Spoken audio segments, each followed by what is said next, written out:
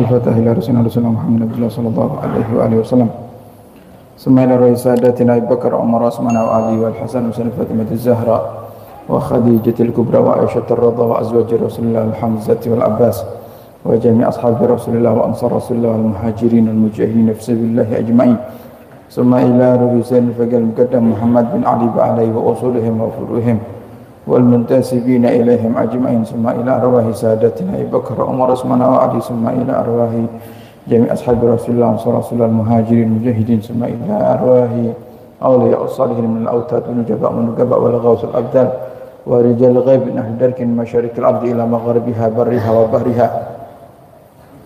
ثم إلى أرواح أولياء هذه البلدة سيدنا أحمد رحمة الله صلى الجميع أولياء تسعة وسيدنا الحبشة بن أحمد بن أبو الله فقيه محمد بن أحمد بن أبو الله فقيه.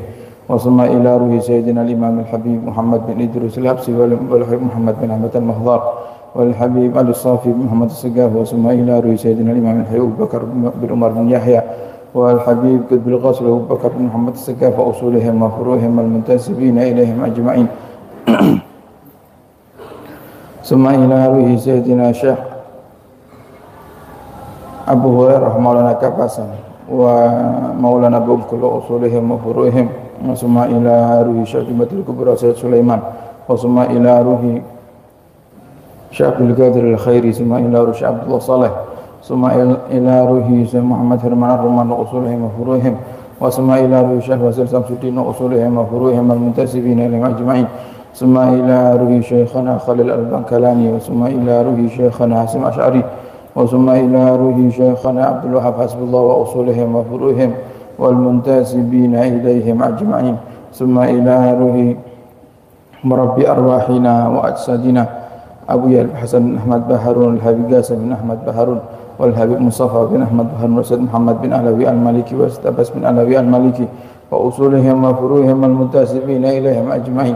ثم إلى روح شيخنا الحبيب حسين بن عبد الله السقاف وأصولهم وفروعهم. ثم إلى روح الجد الحبيب علي بن علي السقاف والجد الحبيب أحمد بن علي السقاف والجد الحبيب أبو بكر بن محمد السقاف وجدتي شباب بن بكر السقاف أمتي أولياء بن أحمد السقاف وأصولهم وفروعهم والمنتسبين إليهم أجمعين. ثم إلى روح سيد الجاد الحبيب أحمد بن عبد القادر برك والحبابة بنت حسين بن شوب بكر. ثم إلى روح الوالد الحبيب محمد بن أحمد برك والأم صالحة صالحة. ثم إلى روح أخينا جواد بن عمر الإدروس. ثم إلى روح الجد مساري والجد إسماعيل وجدة سياتي وجدة مثل الأموني وأمسعود وأصولهم وفروعهم والمنتسبين إليهم أجمعين. ثم إلى روح بابا مرصنا. ثم إلى روح حج أحمد سترسنا زوجته. ثم إلى روح بابا سلامة بأسرات النجاة سمسية حج أحمد السراج حج جويرية بابا إسماعيل وأصولهم وفروعهم والمنتسبين إليهم أجمعين. ثم إلى أرواح والدينا ووالدكم أمواتنا وأمواتكم وجميع مشايخنا ومشايخكم وجميع المؤمنين والمؤمنات وخصوصا إلى أرواح المتقدمين من هذا المجلس وأصولهم وفروعهم والمنتسبين إليهم أجمعين. أن الله يتغشهم بالرحمة والمغفرة ويسكنهم الجنة برحمته. أن الله يعيد علينا من بركاتهم وأسرارهم وأنوارهم وعلومهم ونفاتهم ونستحضر أرواحهم الطاهرة في هذا المجلس الشريف ونوينا كما نوى أسلافنا ورجالنا وسيوخنا صدق نيتنا في نيتهم وعملنا في عملهم وأخلاقنا في أخلاقهم على هذه النية وعلى كل نية صالحة بجاه النبي وآل النبي وإلى حضرة النبي صلى الله عليه وآله وسلم. بسر الفاتحة.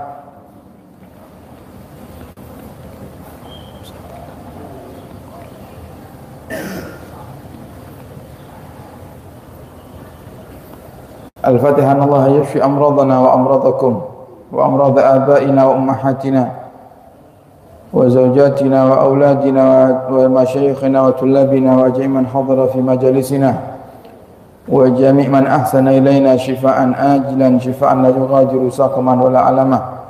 وأن الله يطول أعمارنا وأعماركم وأعمارهم على هذه النية وعلى كل نية صالحة بجاه النبي وآل النبي إلى حضرة النبي صلى الله عليه وآله وسلم. بسر الفاتحة.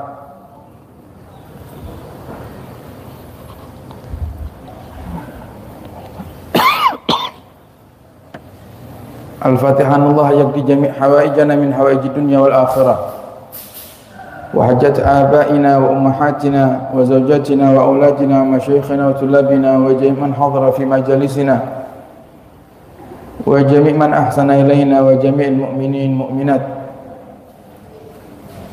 من هوائج الدنيا والآخرة على هذه النية وعلى كل نية صالحة بجاه النبي والنبي إلى حضرة النبي صلى الله عليه وآله وسلم. سر الفاتحة.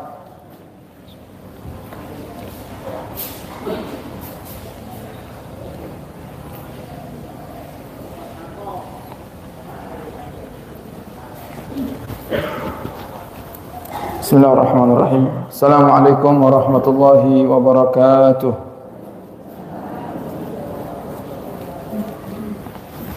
Alhamdulillah.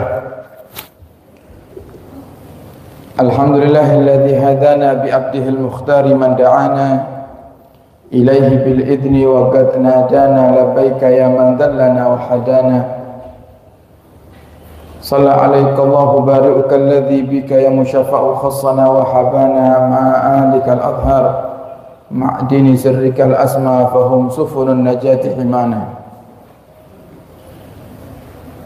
اللهم صل وسلم وبارك وكرم ومجد وعظم على سيدنا وحبيبنا وشفيئنا وقرة أعيننا ونور قلوبنا مولانا محمد مفتاح باب رحمة الله عدد ما في علم الله صلاة وسلاما دائمين بدوام ملك الله. سبحانك لا علم لنا إلا ما علمتنا إنك أنت العليم الحكيم. رب اشرح لي صدري ويسر لي أمري واحلل عقدة من لساني يفقه قولي بجاه النبي وصحبه والآل.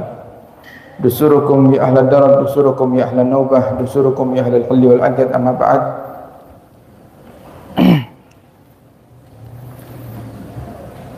Qala musannif rahimahullah wa nafa'ana bihi wa bi ulumihi fid dharain amin.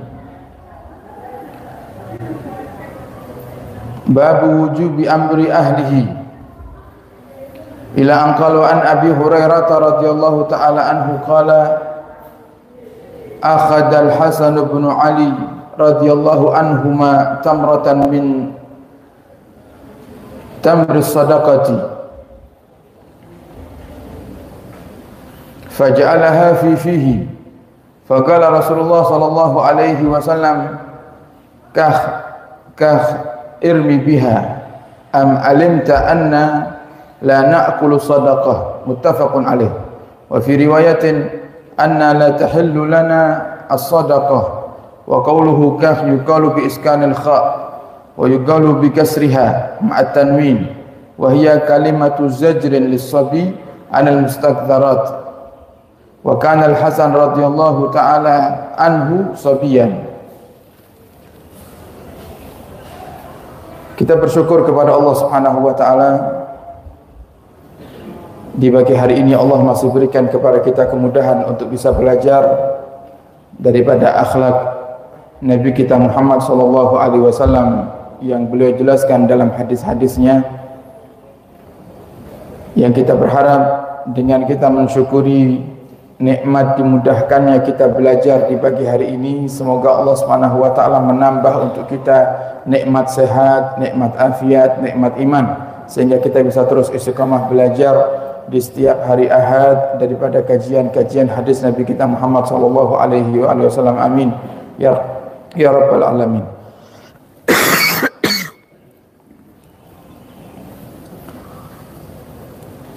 Kita masih dalam bab tentang kewajiban mengajarkan kebaikan dan mencegah kemungkaran, terkhusus kepada keluarga. Kemarin sudah kita bahas bersama, Allah Subhanahu wa taala mengatakan di dalam Al-Qur'an, ya ayyuhalladzina amanu qu anfusakum wa ahlikum nara. Wahai orang-orang yang beriman, jagalah diri kalian dan keluarga kalian dari api neraka. Ini ayat memerintahkan kepada kita untuk tidak hanya fokus memperbaiki diri sendiri, tapi Allah perintahkan kita untuk juga memperbaiki keluarga.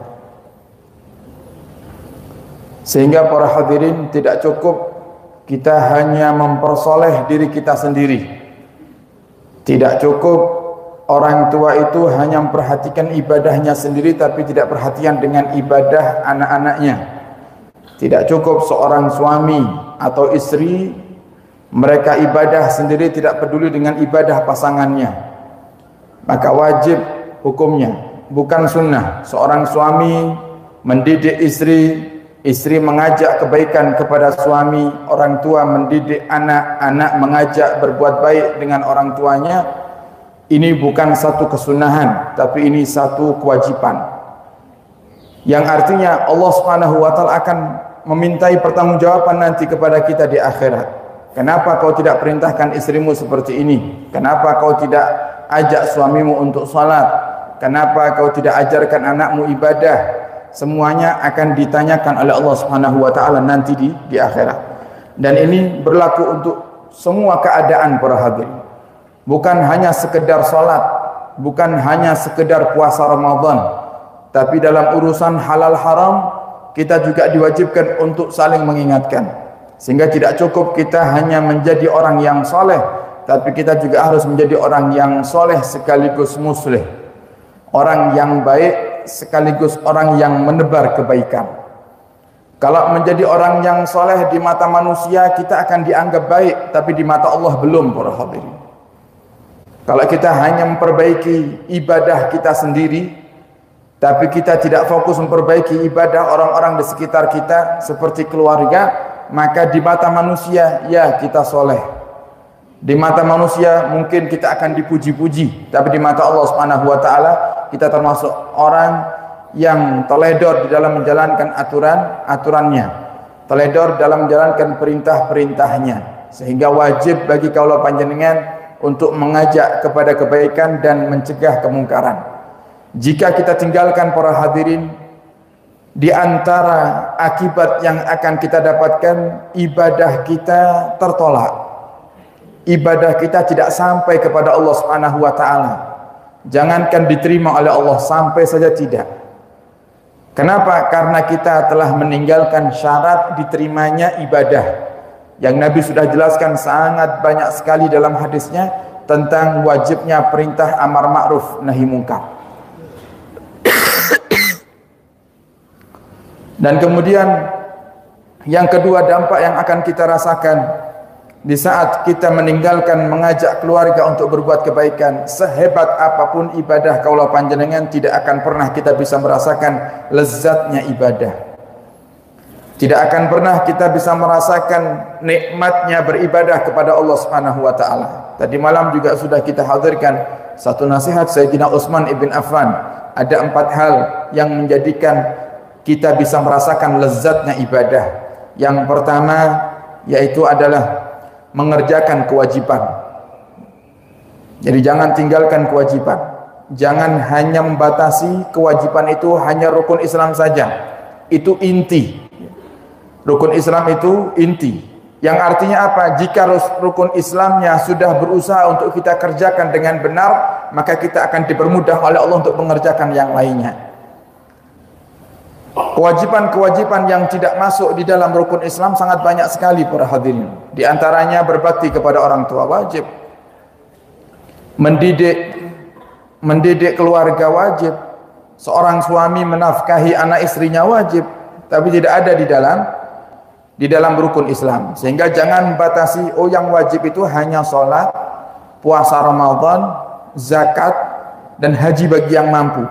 Jangan hanya membatasi di 4 hal ini atau 5 hal dengan syahadat. Kalau syahadat sudah pasti kita muslim.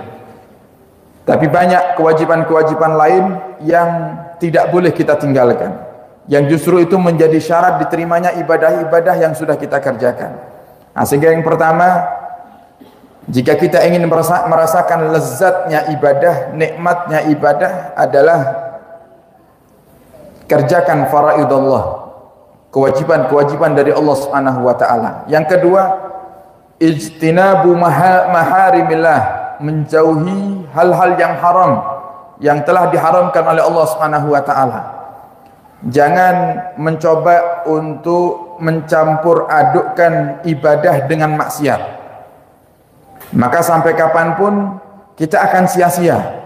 Ibarat orang yang sudah susah payah mencari air yang jernih, kemudian dia kumpulkan di satu wadah, ternyata dia sengaja untuk memasukkan kotoran ke dalam wadah tersebut, sehingga semua daripada jernihnya air tadi yang harusnya bisa dimanfaatkan, semuanya rusak. Panjenengan susah cari air jernih, harus keliling cari sumurnya warga yang memang airnya atau sumurnya dalam, sehingga jenengan dapati di satu desa hanya ada satu sumur, yang di situ warga ngantri untuk ngambil air, jenengan pun ikut ngantri. 1 jam 2 jam jenengan ngantri, dapat air 1 ember besar. Kemudian sampai di rumah, Anda masukkan gelas yang kotor, yang ada ampas kopinya ke dalam air yang jernih yang banyak itu, sehingga 1 ember semuanya rusak airnya. Semuanya warnanya berubah, tidak menjadi jernih lagi dan kotor. Maka begitulah ibadah kaulah panjenengan para hadirin. Jangan sekali-kali merusak ibadah dengan kemaksiatan. Maka dikhawatirkan ibadah yang sudah kita kerjakan pahalanya dihapus oleh Allah Subhanahu wa taala. Apalagi sekelas kita yang kalau ibadahnya hanya terbatas, ibadahnya sedikit. Kita jarang mengisi waktu luang kita dengan memperbanyak ibadah. Yang sering kita lakukan mengisi waktu luang dengan memperbanyak daripada hal-hal yang kurang manfaat. Diberikan hari libur oleh Allah Subhanahu wa taala tidak digunakan untuk belajar ilmu. Digunakan untuk hal-hal yang kurang bermanfaat untuk urusan akhiratnya. Padahal selama seminggu sudah sibuk ngurusi dunia. Dikasih 1 hari libur, ternyata masih diisi dengan hal-hal yang berkaitan dengan dunia, tidak fokus dengan akhiratnya. Kemudian sedikit ibadahnya kita rusak dengan keharaman. Maka apa yang akan kita dapatkan?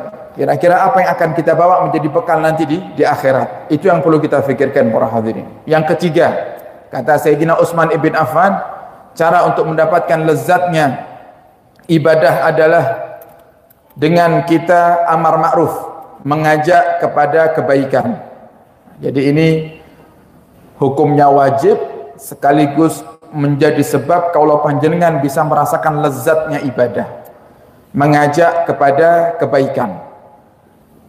Orang kalau cuman menjadi orang yang soleh, mungkin orang di sekitarnya akan suka dengan dia, akan dipuji-puji, akan dielu-elukan, disebut-sebut namanya, orang baik, orang baik, orang baik. Ya, di mata manusia, tapi belum tentu di mata Allah Subhanahu wa taala. Disebut, dipuji oleh manusia, bisa jadi dimurkai oleh Allah Subhanahu wa taala. Kenapa? Dia hanya mempersoleh dirinya sendiri. Dia tidak mempersoleh keluarganya, tidak mempersoleh orang-orang di sekitarnya. Tapi giliran kita mencoba untuk menjadi orang yang soleh sekaligus muslih. Soleh, muslih itu memperbaiki, mengajak orang lain juga ikut soleh. Maka di situ kita akan mulai ditampakkan oleh Allah Subhanahu wa taala bagaimana wajah aslinya orang-orang di sekitar kita. Yang biasanya kalau ngelihat kita berbuat baik, dia sangat semangat untuk memuji. Dia suka dengan kita, tapi giliran kita ngajak baik dia mulai tersinggung. Kita sholat, kita mudah berbagi, kita sopan di dalam bertutur kata. Tapi di saat kita mencoba untuk mengingatkan orang, barulah kita akan dapati beberapa golongan-golongan orang-orang yang mereka Allah katakan punya telinga tapi telinganya tuli, punya hati tapi hatinya mati, punya mata tapi matanya buta. Ulaika kal an'am, mereka itu seperti binatang kata Allah Subhanahu wa taala. Balhum adhal, bahkan lebih parah daripada binatang. Kenapa? Binatang itu kadang diomongi nurut. Ya, binatang itu kadang diomongi nurut, padahal mereka tidak punya akal.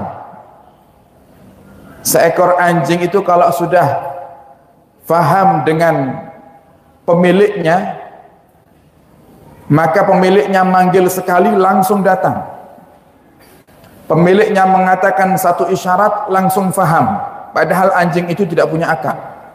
Tapi manusia diberikan akal oleh Allah Subhanahu wa taala ketika mendapatkan nasihat, teguran dari orang-orang di sekitar. Tapi kalau dia tersinggung, berarti dia punya hati mati.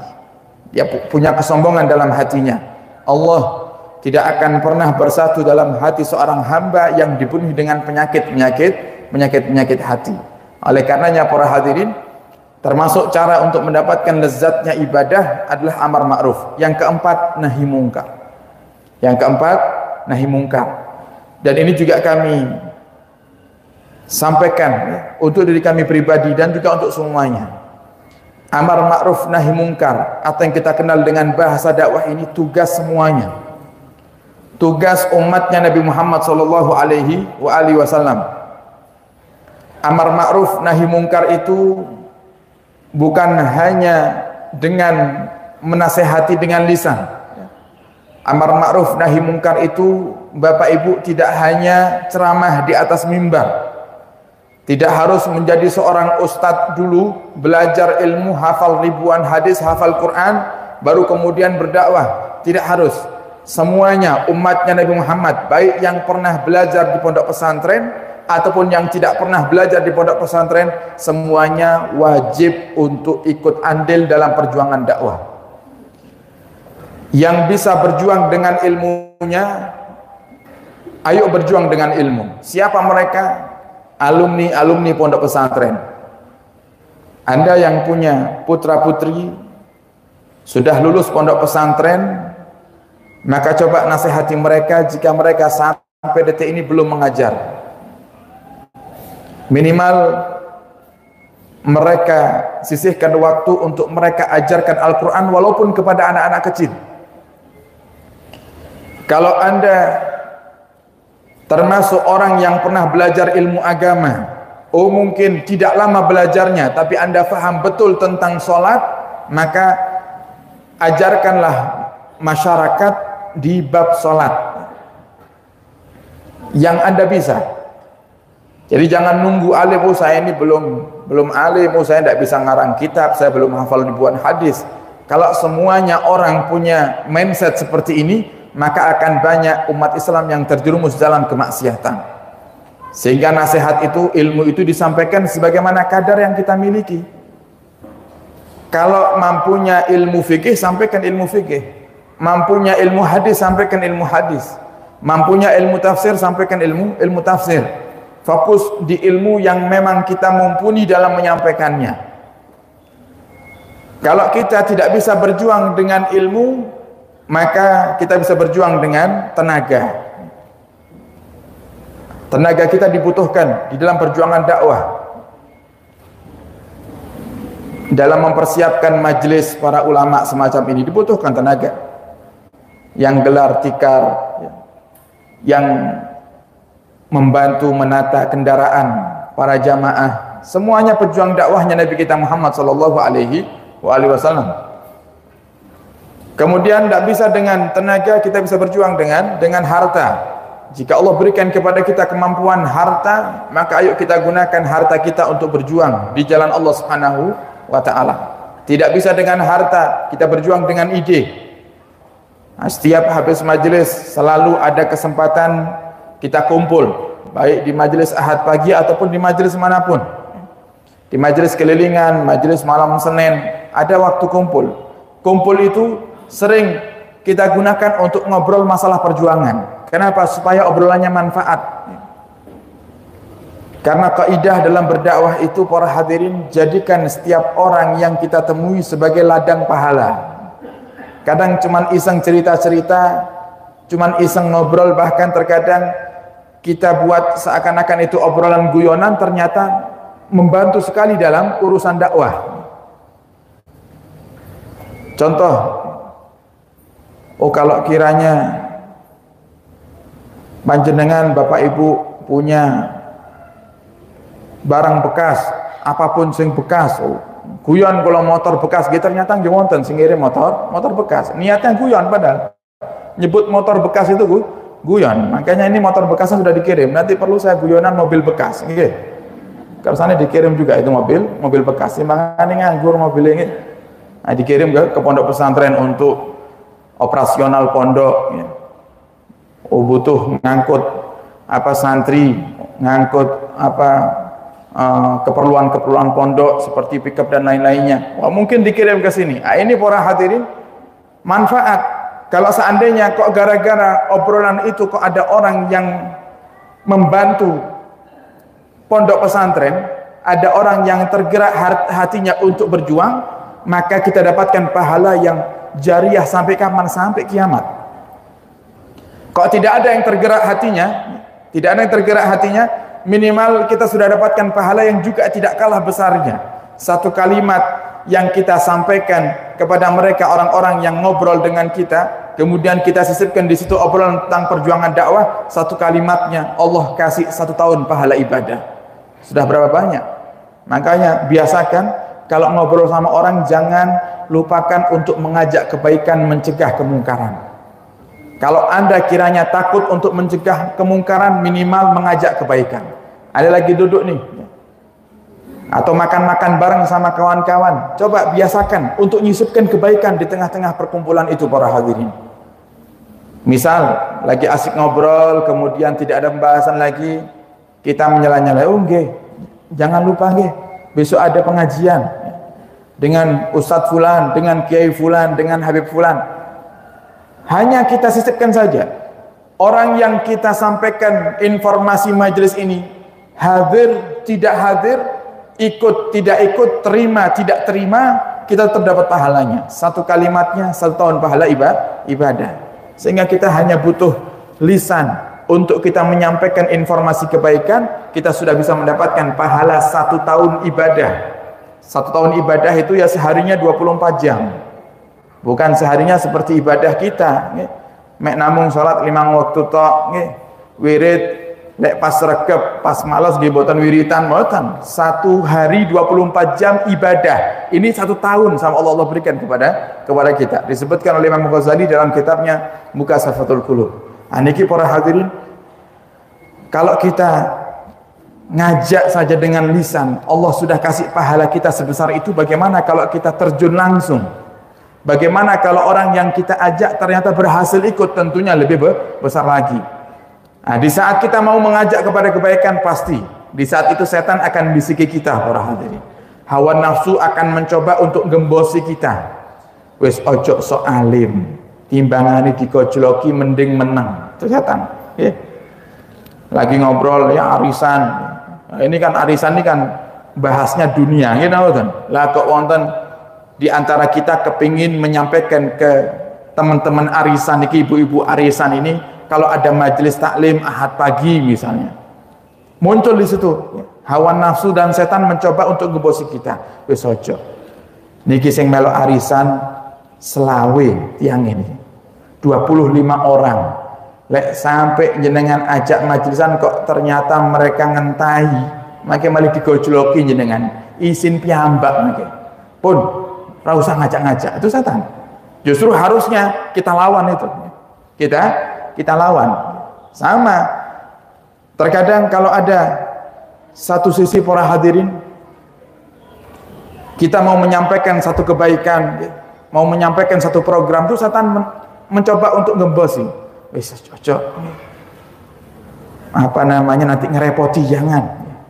Masa nih makanya jenengan dituduh minta-minta. Oh, itu tambah, harusnya kita tambah semangat. Tambah kita lawan itu. Kenapa? Pahalanya besar. Tambah besar pahalanya. Karena di samping kita menyampaikan program kebaikan, yang kedua kita berhasil melawan daripada godaan setan dan hawa nafsu.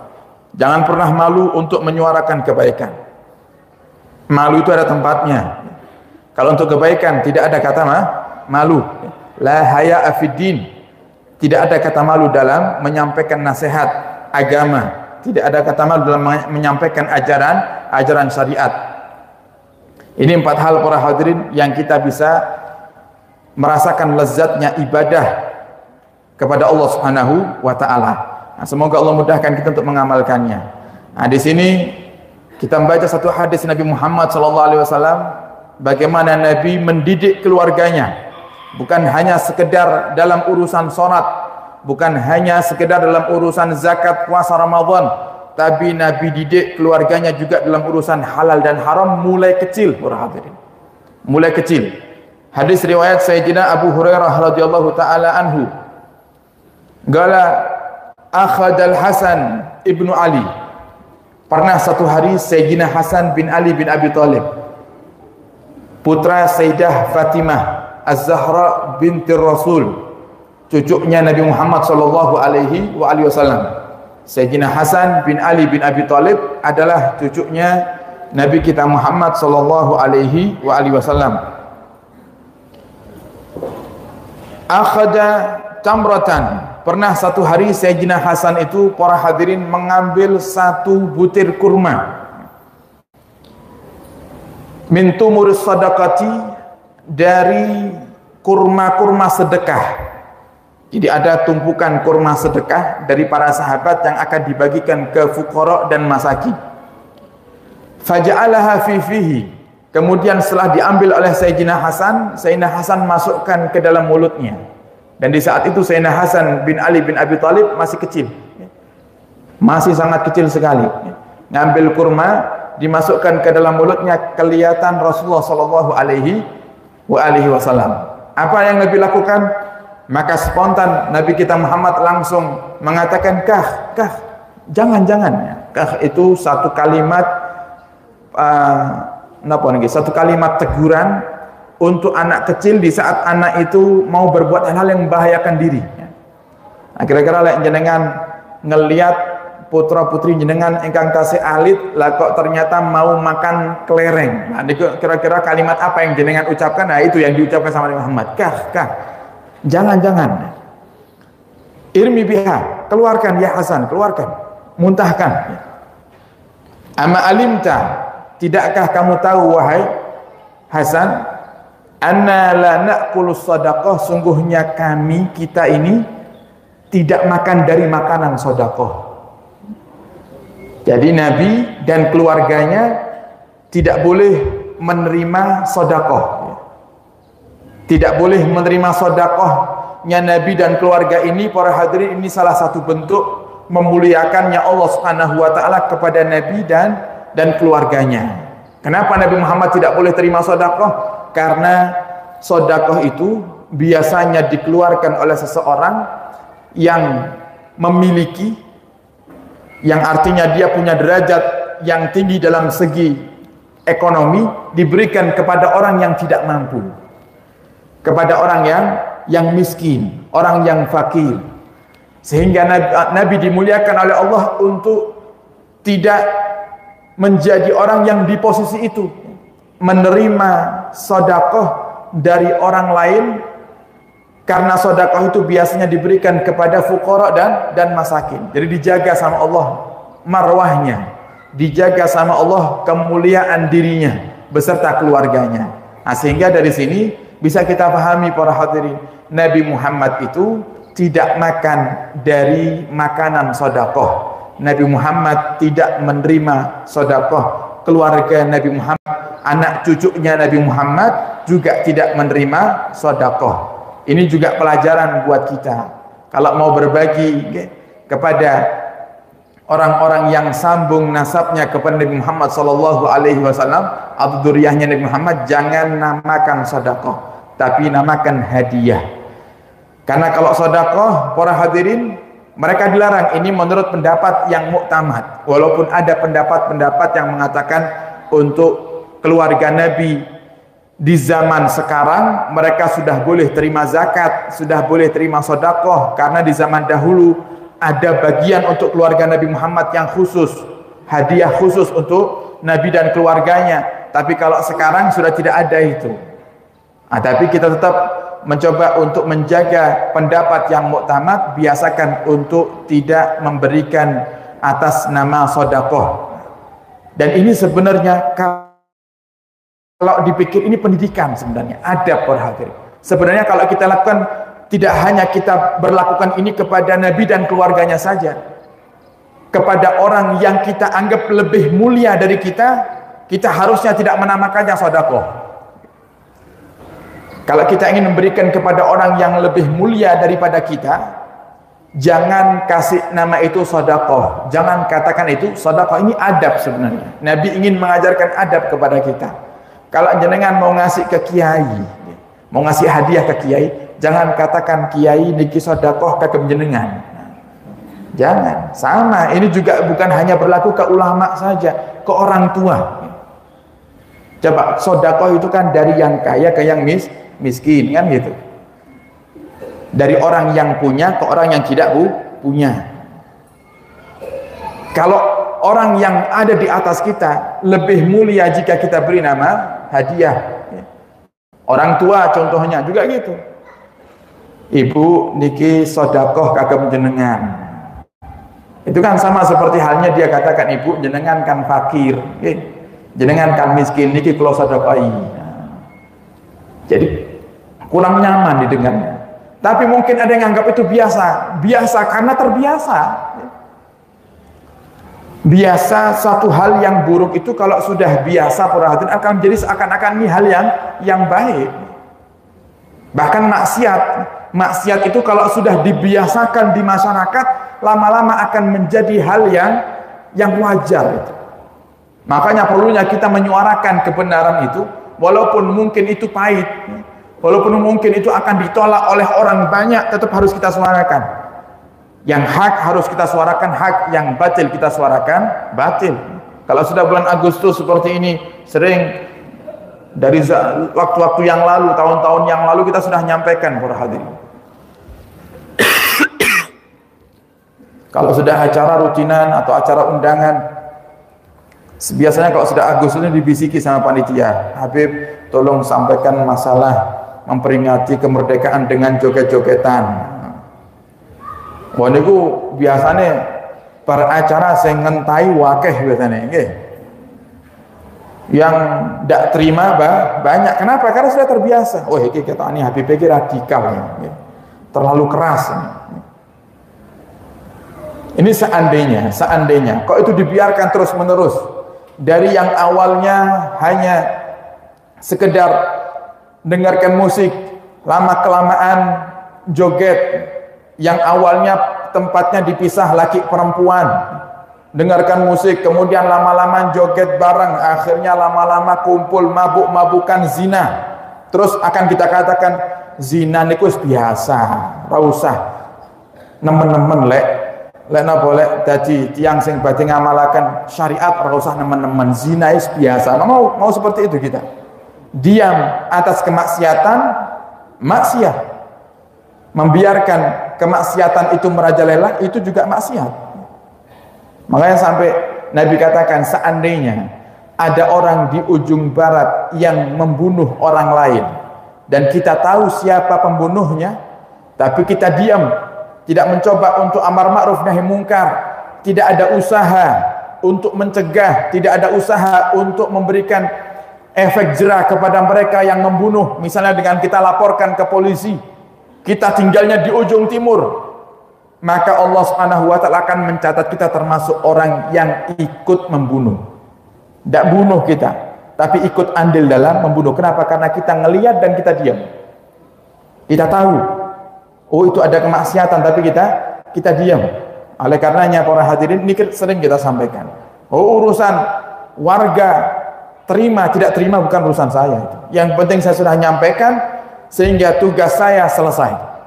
Itu urusannya mereka dengan Allah Subhanahu wa ta'ala. Sebagaimana Nabi ketika mau wafat, Nabi katakan kepada para sahabat, hal qad balaghtu, wahai para sahabatku, apakah aku telah menyampaikan agama ini total, keseluruhan, sempurna? Apa jawab Nabi Muhammad?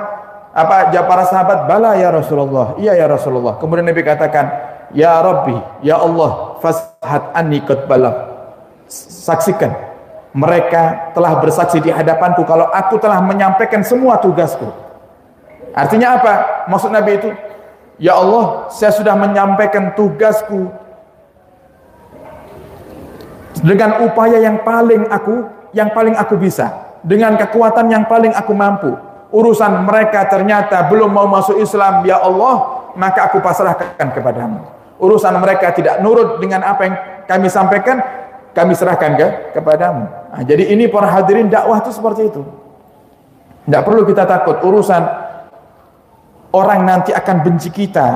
Oh, jenengan tidak perlu mencegah mereka, pasti akan ada orang yang benci. Coba jenengan yang tidak pernah menegur tetangga, tidak pernah mencoba untuk mencegah kemaksiatan yang terjadi di daerah panjenengan. Coba saya tanya, adakah orang yang tidak pernah dengki kepada jenengan? Adakah orang yang tidak pernah benci atau memfitnah panjenengan? Tetap ada. Mau kita berjuang, tidak berjuang, orang-orang yang akan iseng di sekitar kita itu pasti ada. Orang-orang yang akan nyakiti kita, yang akan menyinggung perasaan kita, yang mungkin benci dengan kita akan ada. Bahkan ada orang itu, para hadirin, yang kita tidak terlalu kenal dengan dia tidak terlalu kenal dengan kita, bahkan kita tidak pernah ngobrol bareng, tidak pernah kita salah ngomong, salah ucapan dengannya, tapi bencinya setengah mati sama kita. Ada macam-macam. Nah, itulah manusia, para hadirin. Tidak pernah hadir di majelis kita, tidak pernah duduk bareng sama saya, tidak pernah ketemu. Tapi paling kenceng lek teriak-teriak Habib Hasan sesat. Coba. Ada itu. Bahkan ada dulunya jamaah majelis ini, jamaah majelis Ahad pagi itu, yang kalau setiap ada orang mau hadir ke sini, dia mencoba untuk mencegahnya. Sampai akhirnya ada salah satu jamaah itu yang kebetulan jadi targetnya. Dia bilang, Pak, usah hadir majelis Habib Hasan. Habib Hasan itu sesat. Coba, tidak pernah ketemu loh, kok sok tahu sesat loh. Ki wali apa piye, coba. Kalau istilah ilmu wali ini kan kayak kasaf ngoten nggih. Saged nerawang nggih. Ora tahu petuk, tidak pernah kumpul tapi sok tahu kalau sesat. Itu gimana coba? Secara logika itu tidak masuk akal. Nah, kebetulan jamaah yang diomongi cerdas. Loh, jenengan semprap saking pundi? Gitirose. Tirose. Kata para ulama, termasuk cukup orang itu dikatakan dungu, bodoh kalau dia mempercaya apa yang hanya katanya. Tidak mau konfirmasi dulu, ya. Tidak mau mencari kebenarannya dulu. Pokok asal katanya langsung percaya. Itu orang yang bodoh, kata para ulama. Berarti kan jenengan boten semrap langsung dong, gitu. Pun ngeten mawon. Ini ada jamaah ini cerdas nih jamaah ini. Pun ngeten mawon. Jenengan sesuk-sesuk derek majelis Ahad pagi. Mangke cobi jenengan dengarkan mulai awal sampai akhir. Lek wonten kajian ingkang menyesatkan, mangke kula janji kepada jenengan tidak akan hadir lagi majelis Ahad pagi. Kula derek jenengan badhe beto kula teng majelis sinten mawon kula derek. Tapi kalau jenengan tidak mendapati kesesatan yang disampaikan, maka jenengan harus ikut saya hadir di majelis Ahad pagi. Akhirnya apa? Hadir majelis ini, dengarkan kajian. Kula niki namung terjemah. Saya ini cuma menerjemahkan, menyampaikan apa yang ada di kitab. Sebelum saya kajian semacam ini, saya sudah pelajari dulu apa yang harusnya saya sampaikan. Saya ambil kalamnya ulama dari kitab mana. Itu sudah saya prediksi yang akan saya sampaikan kepada para jamaah, yang artinya saya cuma menyampaikan saja, menukil, menyampaikan dengan bahasa yang kiranya saya mencoba untuk bahasa itu difahami oleh jamaah. Ini kemauan tugas saya. Akhirnya datang ke sini, ternyata para hadirin dia tidak dapati sesuatu yang janggal di hatinya. Selesai majelis, temannya katakan, gimana? Enek sing sesat mboten gitu. Lah nggih mboten, tapi kok tirose sesat. Sesate ning ndi? Berarti janjinya harus ditepati. Mulai Ahad depan kamu harus ikut saya hadir. Lha tiyange nggih sakniki nggih hadir. Nah, coba ini kan pelajaran buat kita. Jangan biasakan langsung menerima mentah-mentah berita yang informasinya hanya katanya. Cari tahu dulu. Cari bukti dulu, benar apa tidak. Kalau kiranya benar, ternyata ini tidak benar. Ini ternyata fitnah yang ini namanya fitnah. Kalau ternyata ini bukan kesesatan, ya berarti harusnya kita terima. Tapi kalau ternyata itu kesesatan, ya kita hindari, gitu aja. Nah, ini para hadirin pasti. Tidak mungkin kita bisa terhindar dari keburukan orang, itu tidak mungkin. Pasti. Karena memang setan itu ada dua. Ada setan jin, ada setan manusia. Nah, sehingga pasti kita akan temui orang-orang yang benci kita. Mau kita nyampaikan yang hak, tidak menyampaikan yang hak, orang pasti akan ada yang benci kita. Sehingga kita cari aman saja. Tidak nyampaikan, kita juga dimusuhi kok. Tidak nyampaikan juga ada orang yang benci kita. Lantas kenapa kita bingung dan takut untuk menyampaikan kebenaran? Takut dibenci sama orang. Nah, sehingga kata para ulama, sampaikan yang hak itu hak, yang batil itu batil. Qulil haqqa walau kana murra. Katakan yang hak walaupun itu pahit. Katakan yang hak walaupun itu pahit. Nanti kalau sudah bulan Syawal, akhir Ramadan, biasanya kalau sering nyampaikan masalah bab musafahah dengan yang bukan mahram. Nggih. Oh niku biasanya nggih wonten sing kathah sing ngentahi, gitu kan. Tapi niku sampun kebiasaan lho, mangke lek mboten ngoten niku mangke disangka awake dhewe niki sombong. Nah, ini banyak yang ngomong seperti itu, Pak. Banyak. Ya urusannya, yang penting saya sudah nyampaikan. Intinya hukumnya gitu. Hukumnya dilarang. Kalau jenengan mau melanggar, ya urusan jenengan dengan Allah Subhanahu wa taala. Yang penting saya sudah menyampaikan. Nah, prinsip berjuang itu seperti itu. Jangan memaksa orang yang kita sudah berikan informasi kebaikan untuk ikut dengan kita. Tidak harus para hadirin. Karena al-arwah itu junudun mujannadah. Arwah itu dulu, arwah kaula panjenengan di alam roh itu, di alam arwah sudah dipetak-petak sama Allah Subhanahu wa taala. Sudah dikumpul-kumpulkan. Yang berkumpul dulu di alam arwah maka pasti akan berjumpa nanti di alam dunia. Yang tidak pernah bertemu di alam arwah tidak akan pernah bertemu di alam dunia. Oh panjenengan dengan saudara-saudari kaum muslimin muslimat yang ada di Afrika sana, oh karena di alam arwah dulu kita tidak pernah dikumpulkan sama Allah, ya tidak akan pernah berkumpul. Nah, kalau panjenengan ini jenengan hadir ke sini karena dulu kita pernah kumpul di alam arwah. Yang artinya apa? Kita tidak boleh maksa orang untuk hadir di majelis ini. Karena apa? Karena belum tentu dulu orang itu di alam arwah dikumpulkan sama Allah Subhanahu wa taala.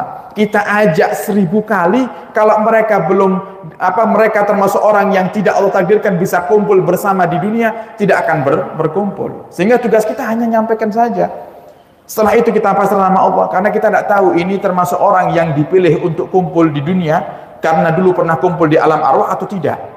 Sehingga kita hanya menyampaikan. Urusan nanti dia ikut tidak ikut itu urusan Allah. Yang penting dengan kita menyampaikan, kita sudah diberikan pahala oleh Allah Subhanahu wa taala. Niki para hadirin, biasakan untuk mengutamakan adab. Jadi kalau sudah kepada orang tua jangan bahasakan itu sedekah. Kepada ulama jangan bahasakan itu sedekah. Sedekah iki kagem jenengan itu tidak enak didengarnya. Tidak nyaman didengarnya. Coba jenengan posisikan diri jenengan sebagai orang tua. Kemudian anak mengatakan, Pak, niki sedekah kagem jenengan. Sedekah itu kan dari orang yang mampu ke orang yang tidak mampu. Berarti anak Anda menganggap Anda orang yang fakir, orang yang miskin. Seandainya kok kenyataan orang tuanya fakir, tidak pantas orang anak itu menganggap orang tuanya seperti itu. Harus dimuliakan, tetap memuliakan. Dengan apa bahasa yang indah? Ibu, bapak, niki hadiah kagem jenengan, hadiah dari saya kiai, hadiah dari saya ustadz. Itu enak didengar ya, terhormat. Nah, niku intinya Nabi Muhammad SAW di dalam bab ini para hadirin tidak hanya memberi kabar kepada kita kalau keluarganya tidak terima sedekah, tapi Nabi juga mengajarkan kepada kita pentingnya adab kepada orang yang lebih tua daripada kita. Pentingnya adab kepada orang yang kita anggap lebih mulia daripada kita. Kata Nabi Muhammad dalam hadisnya, laisa minna man lam yuwakir kabirana wa yarham saghirana. Bukan dari golonganku orang yang tidak bisa menghormati yang lebih tua atau yang lebih mulia, yang dia anggap lebih mulia, dan orang yang tidak bisa menyayangi yang lebih muda. Jadi bukan dari golongan Nabi Muhammad, bukan dari golongan umatnya Nabi Muhammad kalau kita tidak bisa menghormati yang tua, menyayangi yang muda, menyayangi anak-anak kecil. Nah, ini para hadirin, pendidikan dari Nabi Muhammad yang artinya Nabi sangat perhatian betul apa yang masuk ke dalam perut keluarganya. Nabi mengajarkan lebih baik lapar daripada harus makan haram. Makanya sampai di antara akhlak istri yang salehah itu dan menjadikan sebab rizki suaminya diberikan kemudahan oleh Allah Subhanahu wa taala adalah istri yang mendukung suami untuk perhatian betul dengan urusan pekerjaannya. Jangan sampai suami terjerumus dalam pekerjaan yang haram. Nah, sehingga yang pertama yang harus dilakukan apa oleh istrinya? Mendukung suami. Kalau sudah kerjaannya halal, Anda dukung. Jangan sampai Anda ngompori. Ngompori semerap ngompori. Ngompor ini kan apa? Bahasa napa? Menghasut, merayu, seperti itu lagi. Napa? Mendorong. Pak, niki lek jenengan terus kerjane ngeten niki, Pak. Kapan awake dhewe iki sugih, Pak? Pun to, jenengan buka toko sing ageng. Bapake matur, modali saka ndi to, Bu? Lek buka toko sing gede kedah kontrak jutaan. Mangke isine nggih butuh puluhan bahkan ratusan juta. Nggih utang, Pak. Utang ning ndi, Bu? Siapa mau ngutangi kita puluhan ratusan juta? Nggih Bang, Pak, sapa malih. Nah, ya ada itu. Akhirnya suaminya wis niat kula nyenengkan istri, wes ketokane niate apik nggih, tapi carane haram. Tidak dianggap sama Allah SWT. Itu sama seperti orang, ya Allah, kula niat malam hari ini kula badhe begal. Mangke hasilnya ya Allah kagem bangun aula Pondok Al-Bahjah. Tidak dapat jariah, tidak dapat jariah itu. Jadi percuma kalau di hal yang baik, niatnya baik, tapi kalau cara prakteknya salah menurut aturan syariat, ya tidak akan pernah dianggap baik oleh Allah Subhanahu wa taala. Ya Allah, saya niat nyenengkan istri saya, nyuruh saya utang ke bank. Semangat utang ning bank. Dikadekan surat rumahnya. Akhirnya apa? Masuk dalam perangkap riba. Orang kalau sudah masuk ke perangkap riba, para hadirin, susah. Susah. Gimana orang mau sukses sedangkan caranya dari cara yang tidak diperkenankan oleh Allah Subhanahu wa taala, tidak diperbolehkan oleh Allah. Gimana mau sukses? Oh ya, mungkin dari segi penghasilan akan bertambah, tapi dari segi berkahnya tidak akan pernah diberkahi oleh Allah Subhanahu wa taala. Ya, Anda dapat uang pinjaman, Anda buka toko, mungkin toko Anda rame, hasilnya untungnya banyak, tapi ternyata ada Allah berkahi. Untungnya banyak, ternyata kena penyakit, kena kanker, kena napa niku ginjal, tiap minggu harus cuci darah, butuh biaya banyak. Akhirnya setengah mawon, putranya duit itu habis untuk hanya perkara-perkara yang memang napa niku darurat untuk dia lakukan, tidak diberkahi sama Allah Subhanahu wa taala. Hasil tidak seberapa, tapi sehat afiat, sakit ibadah dengan sempurna, itu adalah keberkahan, para hadirin. Nah, sehingga seorang istri harusnya mendukung suami di saat suaminya sudah mempertahankan untuk mencari pekerjaan yang halal. Bahkan mereka, para hadirin, istri-istri mereka, para ulama-ulama terdahulu itu, kalau suaminya mau berangkat kerja, mereka berpesan, istrinya berpesan kepada suaminya, wahai suamiku, ingat jangan sampai kamu terjerumus di dalam hal yang haram. Jangan sampai kamu terpaksa melakukan hal yang haram demi menggapai keuntungan. Aku, istrimu, dan anak-anakmu rela lapar untuk menahan diri dari makanan yang haram. Tidak makan yang haram, tidak apa-apa. Kita lapar, tidak apa-apa.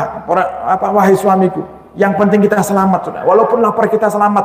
Jangan sampai di dunia kita sudah merasakan susahnya hidup, ternyata di akhirat lebih susah lagi. Itu orang cerdas itu. Orang cerdas. Bukan malah mendukung suaminya. Buki kata aneh lek awake dhewe dagang jujure ra tau untung. Ya wis Pak lek ngoten nggih ngapusi mboten napa-napa titik-titik nggih. Jenengan ngentit-ngentit ngoten Pak nggih. Oh jenengan sing kerja ning pabrik gula nggih setiap mulih jenengan botol setengah kilo mboten napa-napa Pak. Dikantongi nggih. Dikantongi wadai kresek cilik, mangke kan setengah kilo lek di kali 30 hari kan wis lumayan Pak, saged dijual nambah-nambahi pemasukan ya, jadi akhirnya apa? Akhirnya jadi haram. tambah tidak diberkahi sama Allah Subhanahu wa taala. Niki para hadirin, adab yang pertama yang diajarkan oleh Nabi Muhammad kepada keluarganya. Kemudian yang kedua, dari Abi Hafs Umar bin Abdullah. Umar bin Abdullah. Abdullah ini kunyahnya Abu Salamah. Pernah kita singgung di dalam kajian Ahad pagi. Biasanya orang terdahulu itu dari zamannya Nabi sampai sekarang, mereka itu para hadirin sering menambahkan julukan ke namanya. Jadi namanya satu, misalnya Abdullah, tapi punya julukan. Nah, julukan di dalam bahasa Arab itu ada dua, ada kunyah, ada laqab. Kalau kunyah itu biasanya diawali dengan Abu atau Ummun, nah, itu kunyah. Nabi Muhammad namanya Muhammad, kunyahnya Abul Qasim, ya, kunyahnya Abul Qasim. Sayyidina Ali bin Abi Thalib, kunyahnya Abul Hasanin, ya Abul Hasanin, wahai ayahandanya Sayyidina Hasan dan Husain, ya. Kemudian yang perempuan pun juga seperti itu. Ada istri Nabi Muhammad SAW namanya Ummu Salamah, itu kunyah. Nah ini juga Umar ini putra daripada Sayyidina Abdullah atau Abdullah yang kunyahnya Abu Salamah. Dan Sayyidina Umar bin Abdullah ini para hadirin adalah putra bawaannya Sayyidatuna Ummu Salamah, istrinya Nabi kita Muhammad sallallahu alaihi wasallam. Berarti Umar bin Abdullah ini anak tirinya Nabi kita Muhammad sallallahu alaihi wasallam. Rabib bi Rasulillah. Rabib itu anak tiri. Beliau Sayyidina Umar bin Abdullah anak tirinya Nabi, ya, karena anak tirinya Nabi berarti ikut Nabi, ya. Qala kuntu ghulaman fi hijri Rasulullah sallallahu alaihi wasallam. Di saat aku kecil, aku di bawah asuhan Rasulullah sallallahu alaihi wasallam. Jadi Sayyidina Umar bin Abi Salamah Abdullah ini Al-Asadi atau Al-Makhzumi ini mulai kecil sudah dirawat sama Nabi. Wa kanat yadi, dan kata beliau Sayyidina Umar bin Abdullah ini anak tirinya Nabi, wa kanat yadi tatisu fi safha, wa kanat yadi tatisu fi sahfah. Di saat waktu makan, aku saat itu masih kecil, saat makan itu sering tanganku itu kemana-mana. Kata Umar bin Abdullah ini, Sayyidina Umar bin Abdullah anak tirinya Nabi, kalau waktu makan tuh tanganku sering kemana-mana. Maksudnya kemana-mana kalau ngambil lauk itu keliling. Nah, okay. Ibarat prasmanan itu tawaf, nggih. Meja prasmanan diputeri terus nggih bingung, nggih. Ki sing enak sing di akhir bingung ujung-ujungnya nggih disok kabeh, nggih. Hari bukan makan nasi lauk ayam, tapi makan ayam lauknya nasi. Nggih nonton. Lek makan prasmanan wis kadung wis prasmanan iki. Mumpung iki akhire segone sampai ora ketok blas, nggih. Lah niki para hadirin, dulu Sayyidina Umar waktu kecilnya itu kalau mau makan sering comot sana, comot sana, comot sana. Ah ini coba lihat pendidikan Nabi Muhammad. Faqala Rasulullah, akhirnya Rasulullah itu berkata kepadaku, ya ghulam, wahai putraku, samillah ta'ala. Kalau mau makan baca bismillah. Kata Nabi, kalau mau makan baca bismillah. Wa qul biyaminik, dan kalau makan biasakan pakai tangan kanan. Ini yang perlu diajarkan kepada anak-anak kita, okay? Remeh tampaknya tapi besar pahalanya, okay? Karena yang Allah lihat itu para hadirin di dalam diri kita adalah bagaimana kita bisa berakhlak yang mulia. Sampai Nabi katakan kuncinya surga itu dua, okay? Kalau kepingin masuk surga, lakukan dua hal ini. Yang pertama apa? Taqwallah, bertakwa kepada Allah Subhanahu wa taala. Yang kedua, husnul khuluq, berakhlak yang mulia, akhlak yang baik. Kalau sudah dua hal ini bisa kita lakukan, kita layak untuk menghuni surganya Allah Subhanahu wa taala. Kata Nabi, wahai putraku Umar bin Abdullah, samillah, kalau mau makan baca bismillah. Wa kul biyaminik, dan makanlah dengan tangan kananmu. Yang ketiga kata Nabi, wa kul mimma yalik, dan makanlah dari apa yang ada di hadapanmu. Kalau sudah di hadapanmu lauknya itu, ya makan lauk itu. Jangan comot sana, comot sini, jangan. Padahal tidak haram para hadirin. Kalau jenengan makan sarang-sarang ngoten nggih, sampai berangkang-berangkang nggih. Kepengin ayam goreng sing teng mriku nggih, berangkang nglewati tiyang kathah nggih. Amit nyun sewu kalau badhe mendet ayam nggih. Ndak haram. Jenengan makan ayamnya pun juga ndak haram, tapi dari segi adab kurang. Dari segi adab kurang. Makanya sering kami sampaikan, ini juga kami sampaikan. Kadang enak sing matur, lah masalah beb tengah jengi namung lalapan tok beb. Nah, niku sing lagi repot nggih. Lalapan nggih, kubis, timun nggih, napa kemangi nggih, sambel. Iwak lelene ning pojok kanan nggih, sing ayam ning pojok kiri. Lah mangkane kula berangkang-berangkang. Nah niku solusine pripun beb. Nah itu makanya kalau kita belajar adab, kita akan paham indah. Yang di depannya ada lauk, para hadirin harusnya nawarkan nggih. Ojo mek dimpek dhewe nggih. Wis alhamdulillah posisi tepat niki nggih. Ayam nggih, senenganku ayam akhire ndak noleh-noleh ning tanggone, ndi ning kancane. Langsung oh ini ayam, tawarkan. Nggih Pak ayame. Moga-moga ayamnya digeser ayamnya. Nah, harusnya gitu. Kalau sudah seperti itu kan enak, semuanya dapat. Ya. Kayak kemarin, ya. Napa niku wonten nggih satu acara bar niku napa prasmanan para hadirin. Ya. Subhanallah, prasmanan niku duduk sila seperti ini. Niku sama Sohibul Bait rupanya kepengin menghormati. Ya. Lauk niku ditumpuk ning ngajenge kula sedaya. Akhirnya nggih kula di saat itu ya mau tidak mau mencoba untuk memposisikan diri menjadi seakan-akan Sohibul Bait. Iki Sohibul Bait kok mboten nawari sing lintune, namung diparingi sego tok.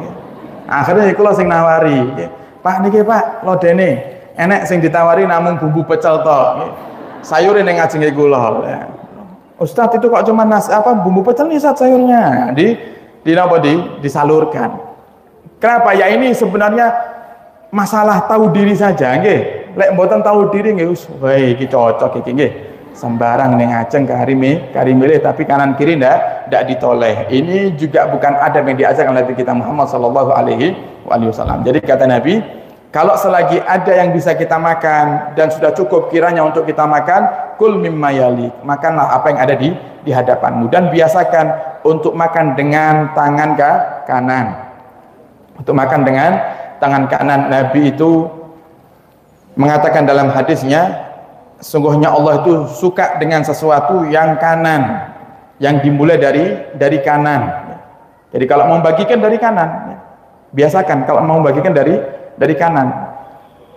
Dan ala fayamminu, maka wahai sahabat-sahabatku utamakan yang kanan. Sampai pakaian Nabi ngasih tahu cara kita berpakaian.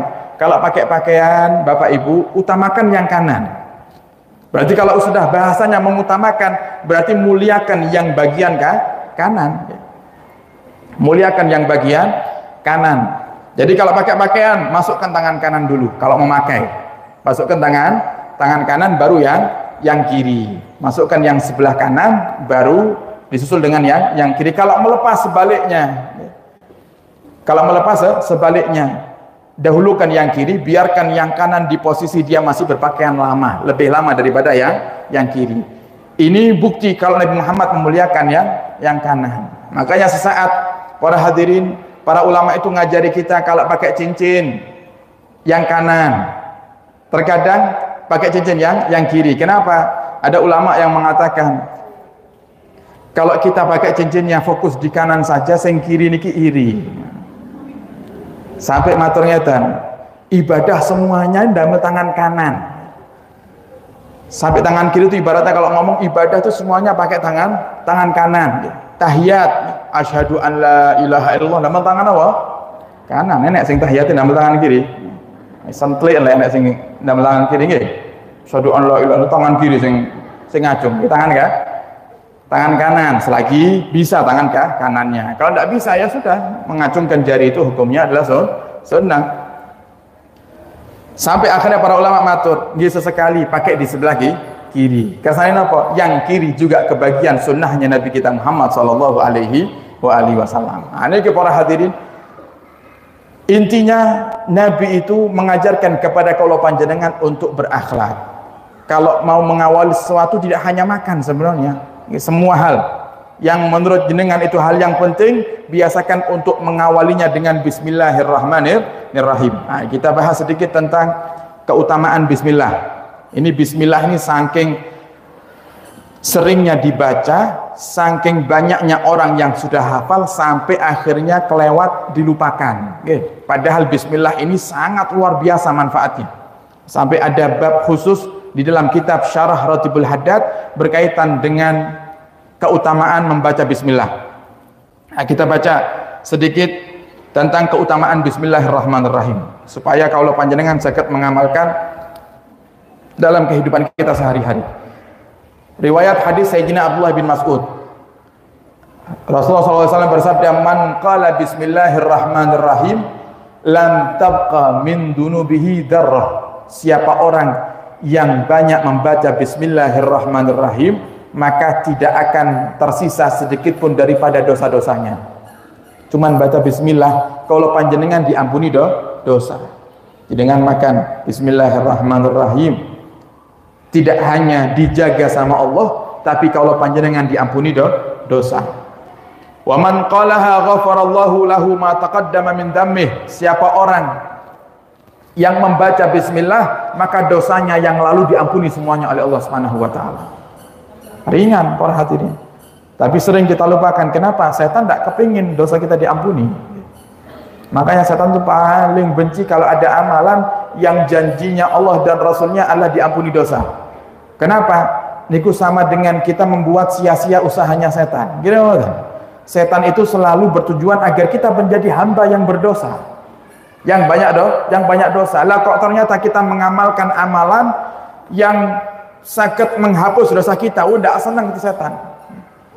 Ibarat apa? Amalannya niki dijadikan sia-sia. Saya sudah susah payah jadikan dia berdosa, saya sudah payah jadikan dia ahli maksiat, lah kok ternyata baca bismillah di saat makan, dihapus dosanya sama Allah, ngulangi lagi, ngajak lagi maksiat itu setan. Nah ini makanya pada disukai sama setan, akhirnya setan berusaha untuk menjadikan kaulah panjenengan lupa dengan bismillahirrahmanirrahim. Bahkan termasuk manfaat membaca bismillah, dijaga sama Allah, dijaga sama Allah. Kalau itu dalam hal memulai makan dan minum, maka setiap makanan dan minuman yang kita makan tidak akan berdampak negatif untuk tubuh kita. Sehingga coba diawali kalau makan minum baca bismillah ya, supaya makanan itu tidak menjadikan sebab kita sakit. Dan ini para hadirin sebenarnya nyata, pokok kita yakin saja bahwa kita yakin. Pernah saya juga kisahkan di majelis ini, Sayyidina Khalid ibn Walid ditantang oleh seorang Yahudi. Ya Khalid, di dalam Islam Muhammad mengajarkan kalau mau makan dan minum hendaknya diawali dengan bismillah, maka akan dijaga oleh Allah Subhanahu wa taala. Maka ya Khalid, aku sudah membawa satu gelas air, aku campur dengan racun. Minumlah ini air wahai Khalid.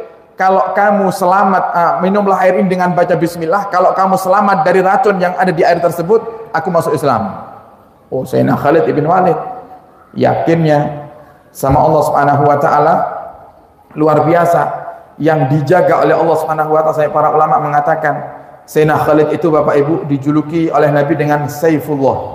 Ya, dijuluki dengan Saifullah. Makanya sampai akhirnya dipakai nama oleh kaum muslimin dengan nama Saifullah. Apa artinya Saifullah? Pedangnya Allah.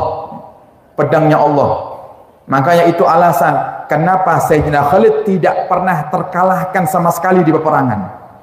Tidak pernah Sayyidina Khalid itu gugur di peperangan, luka di peperangan sampai jatuh kemudian dibawa ke ke tempat peristirahatan, tidak pernah. Sayyidina Khalid itu selalu dijaga, diselamatkan oleh Allah ketika di peperangan.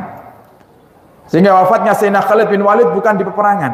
Padahal Sayyidina Khalid itu berharap setiap mau berangkat, ya Allah jadikan saya syahid di perang ini. Ternyata tidak syahid, selamat orangnya, pulang selamat. Berangkat lagi perang selanjutnya, ya Allah jadikan saya mati syahid di perang ini. Tidak syahid. Sampai matinya Sayyidina Khalid itu bukan mati dalam keadaan terbunuh di medan perang. Nah, di antara alasannya apa? Karena Nabi Muhammad memberikan nama Saifullah, pedangnya Allah Subhanahu wa taala. Kalau sampai Sayyidina Khalid terluka dan kalau sampai Sayyidina Khalid itu gugur di medan perang, pasti nanti orang-orang kafir itu akan mencaci Nabi Muhammad. Itu loh, katanya Khalid yang disebut-sebut sama Muhammad, pedangnya Allah mana? Ujung-ujungnya gagal di medan perang. Allah jaga itu. Sehingga Allah jaga Sayyidina Khalid sama dengan Allah sedang menjaga Nabi kita Muhammad sallallahu alaihi wasallam. Itu Sayyidina Khalid ibn Walid. Jadi yakinnya kepada Nabi, yakinnya kepada Allah sangat kuat sekali. Diambil air yang di dalamnya ada racun, diminum, bismillahirrahmanirrahim. Ditunggu beberapa saat, tidak terpengaruh sedikit pun dengan racun yang ada di air tersebut. Akhirnya Yahudi itu mengatakan asyhadu an la ilaha illallah wa asyhadu anna Muhammadan Rasulullah. Ini bukti kalau bismillahirrahmanirrahim itu bukan hanya sekedar zikir, bukan hanya sekedar ucapan, tapi manfaatnya begitu besar para hadirin. Jadi kalau makan biasakan pakai bismillahirrahmanirrahim. Ya kita makannya tetap yang aman-aman saja. Gitu kan? Jangan gara-gara saya cerita Sayyidina Khalid jenengan bar ahad pagi langsung nyoba. Wih, ketane kedah mampir tuku kelontong itu tumbas baygon. Nggih. Dites kira-kira bebasan tenanan apa ora kok. Jangan, akhirnya malih wonten laporan fulan bin fulan ning ICU nggih. Loh, nyapa nggih? Bar ahad pagi ngombe baygon. Maca bismillah beda nggih. Kelas keyakinannya beda. Jenengan lek nyuguhi kula baygon nggih mboten kula ombe nggih. Walaupun pakai bismillah nggih. Kenapa? Imannya beda dengan Khalid ibn Walid. Ini cara Allah menjelaskan ini loh. Kalau kita mulai dengan bismillah, Allah akan jaga kita. Bukan hanya dijaga dari masalah makanan, minuman agar tidak bahaya, tapi juga dijaga dari orang-orang yang tidak suka dengan kita. Sampai Nabi katakan dalam hadisnya, wa qala alaihi salatu wassalam, idza kuntum, kalau kalian berdiri dari tempat duduk kalian seperti ini. Nah, kita nanti akan berdiri, pulang, beranjak pulang dari sini. Idza kuntum, kalau kalian berdiri, faqulu bismillahirrahmanirrahim. Katakan bismillahirrahmanirrahim. Kenapa? Fa innan nas, karena sungguhnya manusia itu kalau ada yang mau ngerasani kamu, maka Allah akan cegah lisannya untuk ngerasanimu. Nah, coba. Jadi kalau kita mau berdiri, nggih, saya mau berdiri, nggih.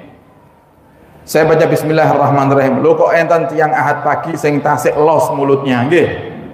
Tapi kula rasa nggih mboten enten niku. Ini namung contoh, nggih.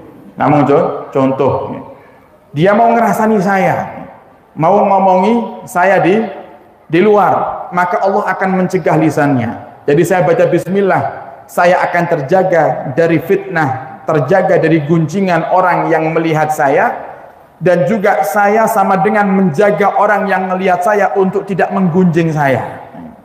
Coba lihat. Nah, ini kan berarti dengan baca bismillah kita akan dijaga oleh Allah dari hal yang tidak enak untuk kita, yang membahayakan diri kita. Cuman sekedar berdiri, Nabi ajarkan kita untuk baca bismillah. Nah sekarang jadi pertanyaan, awak dewe ini biasa lek ngadeg maca napa biasanya? Ya Allah, biasanya sambat nggih. Maca bismillah kadang lek wis napa lutute mulai jarem nggih. Sikile mulai keju, biasanya mulai niku bismillah. Kalau yang sehat-sehat wis urusan bismillah, pokoknya ngadeg ndang mulih. Nah, ini kalau yang sehat, jangan nunggu kaki bermasalah baru baca bismillah. Waktu sehat biasakan baca bismillah, nanti kakinya tidak akan bermasalah. Nah, kan gitu enak. Jangan nunggu bermasalah baru baca bismillah. Nah, biasakan mulai sekarang supaya sehat itu kakinya, supaya dijaga dari hal-hal yang tidak benar, tidak baik. Biasakan untuk membaca bismillah. Kemudian manfaat lagi untuk mayit, untuk jenazah. Nah, ini biasakan yang suka membantu orang memakamkan jenazah, memakamkan keluarga yang meninggal. Kalau mau masukkan jenazah, Bapak Ibu baca Bismillahirrahmanirrahim. Nah, ini ada dijelaskan di sini, nggih. Mana? Wa an Wahab ibnu Munabbih, wa an Wahab ibnu Munabbih radhiyallahu taala anhu. Qala man wada'a mayyitan fi qabri. Kata Imam Wahab ibnu Munabbih, siapa orang yang meletakkan jenazah di dalam kuburnya, faqala, kemudian dia berkata Bismillahirrahmanirrahim, sahalallahu alal mayyit dhaqdatal qabri wa dhiqahu wa dhulmatahu ila yaumi yunfakhu fisur. Siapa orang yang ketika meletakkan jenazah dia awali dengan membaca Bismillahirrahmanirrahim, maka Allah akan mudahkan bagi jenazah itu di alam barzakhnya untuk menjawab pertanyaan mungkar nakir, dimudahkan sama Allah. Untuk supaya terhindar dari kegelapan alam barzakh. Jadi alam barzakh itu gelap bagi orang yang ahli maksiat, tapi kalau orang yang ahli takwa, ahli taat, alam barzakh itu terang benderang. Nah, supaya terang diawali dengan bismillah. Sampai kapan itu akan diberikan oleh Allah kepada jenazah? Sampai hari di mana manusia akan dibangkitkan kembali. Yauma yunfakhu fisur. Hari di mana sangkakala yang kedua akan ditiupkan oleh Allah Subhanahu wa taala, ditiupkan oleh malaikat atas perintah Allah, sehingga manusia dibangkitkan lagi oleh Allah Subhanahu wa taala. Di saat itu adalah batas akhir mereka selamat daripada semua kegentingan alam barzakh, para hadirin. Nah, supaya keluarganya selamat, yang menguburkan keluarga biasakan untuk meletakkannya dengan membaca bismillah. Nah, biasanya lek tiang niku faham, biasanya Pak Mudin atau orang-orang yang ngerti betul, biasanya dia teriak, dia ngangkat suara. Kalau jenazah dimasukkan biasanya ngangkat suara, bismillah wa ala millati rasulillah, bismillah dengan menyebut nama Allah dan atas agama yang dibawa oleh Nabi Muhammad SAW. Artinya saksikan kalau jenazah ini masuk ke dalam liang lahatnya dalam keadaan dia membawa agama Allah, dia menikah agama Islam. Nah, nanti ditambah sama yang meletakkan jenazahnya ke tanah dengan bacaan Bismillahirrahmanirrahim. Nah, niki para hadirin, cuman dibacakan bismillah, jenazahnya itu sakit selamat ning kubur. Ini saking besarnya keutamaan bismillah. Bahkan termasuk kenapa umatnya Nabi Muhammad itu ibadahnya sedikit tapi pahalanya mengalahkan pahala ibadahnya orang-orang yang hidupnya ratusan bahkan ribuan tahun dari umat-umat Nabi terdahulu. Nah, ini di sini disebutkan, idza kana yaumul qiyamah, nanti di hari kiamat, wuzinat a'malu hadhil ummah, akan ditimbang amal kaula panjenengan iki, amalnya umatnya Nabi Muhammad. Fawazanat rakaatun wahidatun min salatihim, satu rakaat yang kaula panjenengan kerjakan akan mengalahkan beratnya timbangan 1000 rakaat yang dilakukan oleh Bani Israel. Jadi satu rakaat kaula panjenengan lebih berat daripada 1000 rakaatnya Bani Israel. Ini termasuk keistimewaannya umat Nabi kita Muhammad SAW. Alasannya apa? Fayaqulun, kemudian mereka berkata, ya Rabbana, kata Bani Israel, ya Allah, ma balu ummati Muhammad, kenapa ini umatnya Nabi Muhammad ini rakaatun wahidah, satu rakaat mereka kerjakan mengalahkan 1000 rakaat yang kita kerjakan, ya Allah, apa istimewanya mereka? Kata Bani Israel. Allah pun mengatakan, li'anna fi salatihim bismillahirrahmanirrahim, karena mereka umatnya Nabi Muhammad itu ketika sholat mereka baca Bismillahirrahmanirrahim. Coba, karena ada bismillah dalam sholat kita yang menjadikan satu rakaatnya mengalahkan 1000 rakaat daripada orang-orang terdahulu. Nah, sehingga jangan remehkan bismillah, para hadirin. Bismillah itu pengaruhnya sangat luar biasa. Bahkan Nabi Allah Sulaiman alaihissalam, siapa yang tidak kenal dengan Nabi Sulaiman, Nabi yang memiliki kekayaan yang begitu luar biasa.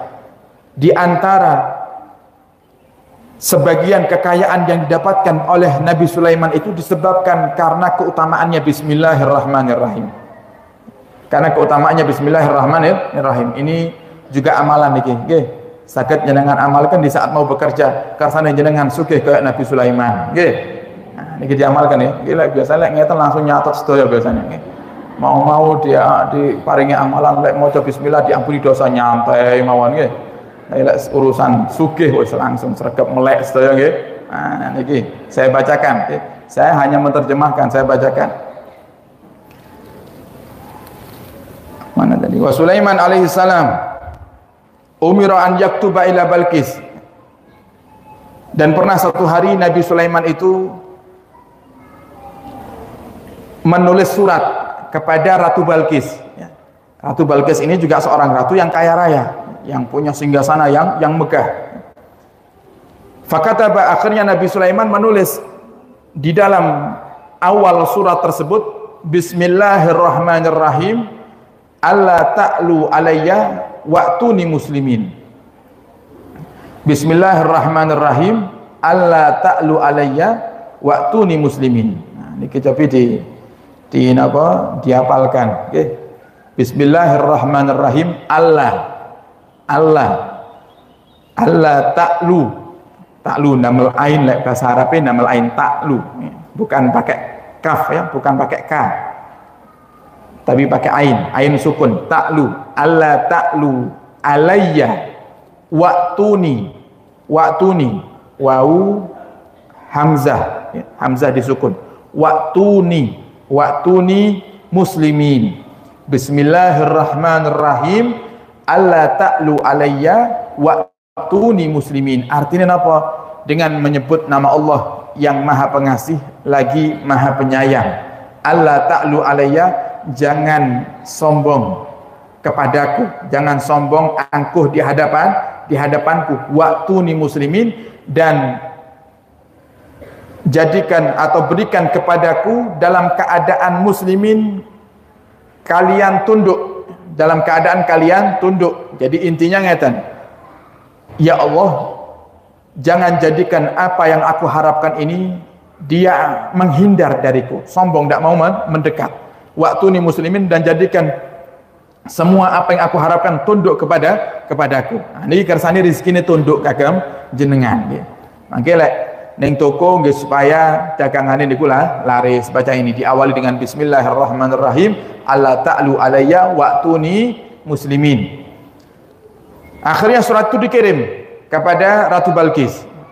Fa'afhama annaha tuslimu bitisali Bismillahirrahmanirrahim, yang akhirnya sebab membaca Bismillahirrahmanirrahim, alla ta'lu alayya wa'tuni muslimin, Ratu Balqis niku tunduk kepada Nabi Sulaiman alaihi salam. Wa hasala li Sulaiman bi islamiha salasu fawaid. Yang ketika Ratu Balqis itu tunduk kepada Nabi Sulaiman mendapatkan 3 hal. Niki termasuk hasil daripada amalan Bismillahirrahmanirrahim, alla ta'lu alayya wa'tuni muslimin. Napa yang didapatkan Nabi Sulaiman? Yang pertama, arsyuha, singgasananya Ratu Balqis. Singgasananya Ratu Balqis akhirnya dimiliki oleh Nabi Sulaiman alaihi salam. Berarti dimudahkan ya, urusan dunianya. Wa zawajun biha, akhirnya Nabi Sulaiman, karena Ratu Balqis itu tunduk, Nabi Sulaiman menikahi Ratu Balqis.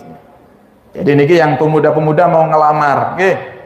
Kersane calon mertua niku tunduk, nah niki diamalkan. Bismillahirrahmanirrahim, alla ta'lu alayya wa'tuni muslimin. Tapi jangan dibuat untuk nundukkan orang saenake dhewe, nggih. Ndak mempan. Kalau untuk maksiat ndak bakal mempan. Ndak ada Allah. Ini ayat ya. Niki Al-Qur'an niki. Bismillahirrahmanirrahim ada dalam Al-Qur'an. Coba dicari Bismillahirrahmanirrahim, alla ta'lu alayya wa'tuni muslimin. Ini ayat dalam Al-Qur'an yang tidak ada satu huruf pun di dalam Al-Qur'an kecuali itu memiliki rahasia. Kecuali itu memiliki rahasia, sampai dikatakan ya, di dalam kitab ini juga kalau tidak salah, sirnya bismillah itu terletak di titiknya huruf ba yang paling pertama.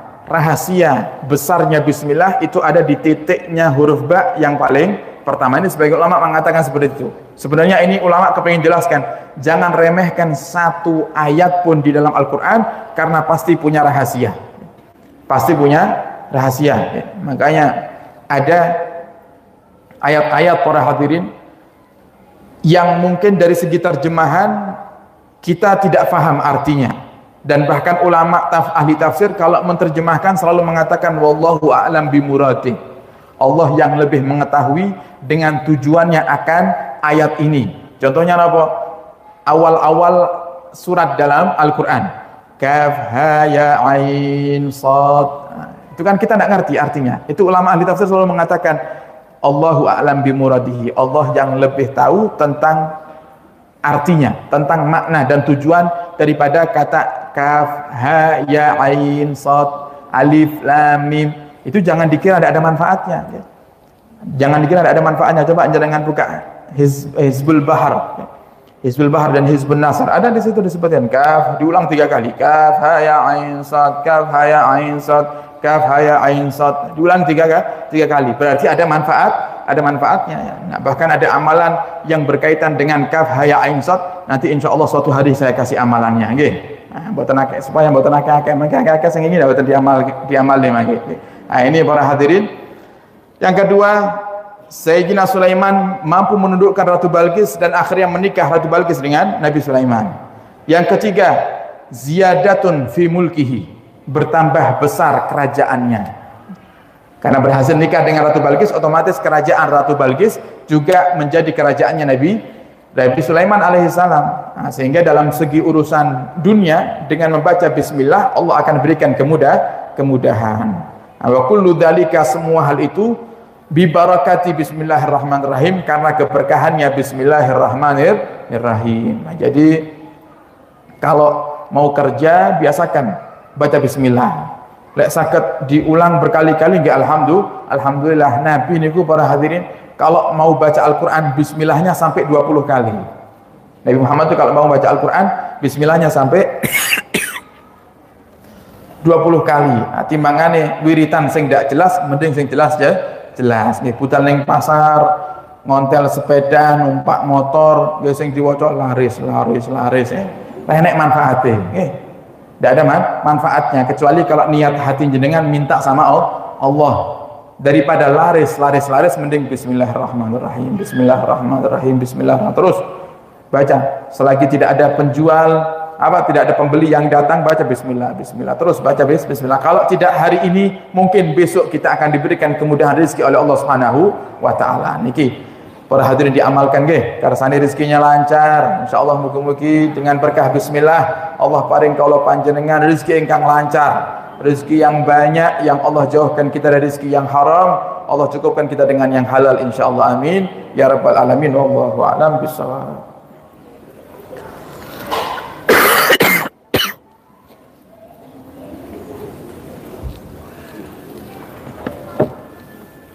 Ada sedikit pengumuman para hadirin.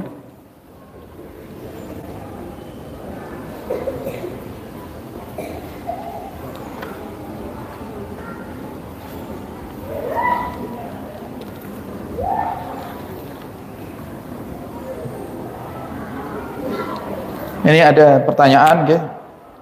Ada seseorang yang mengatakan kalau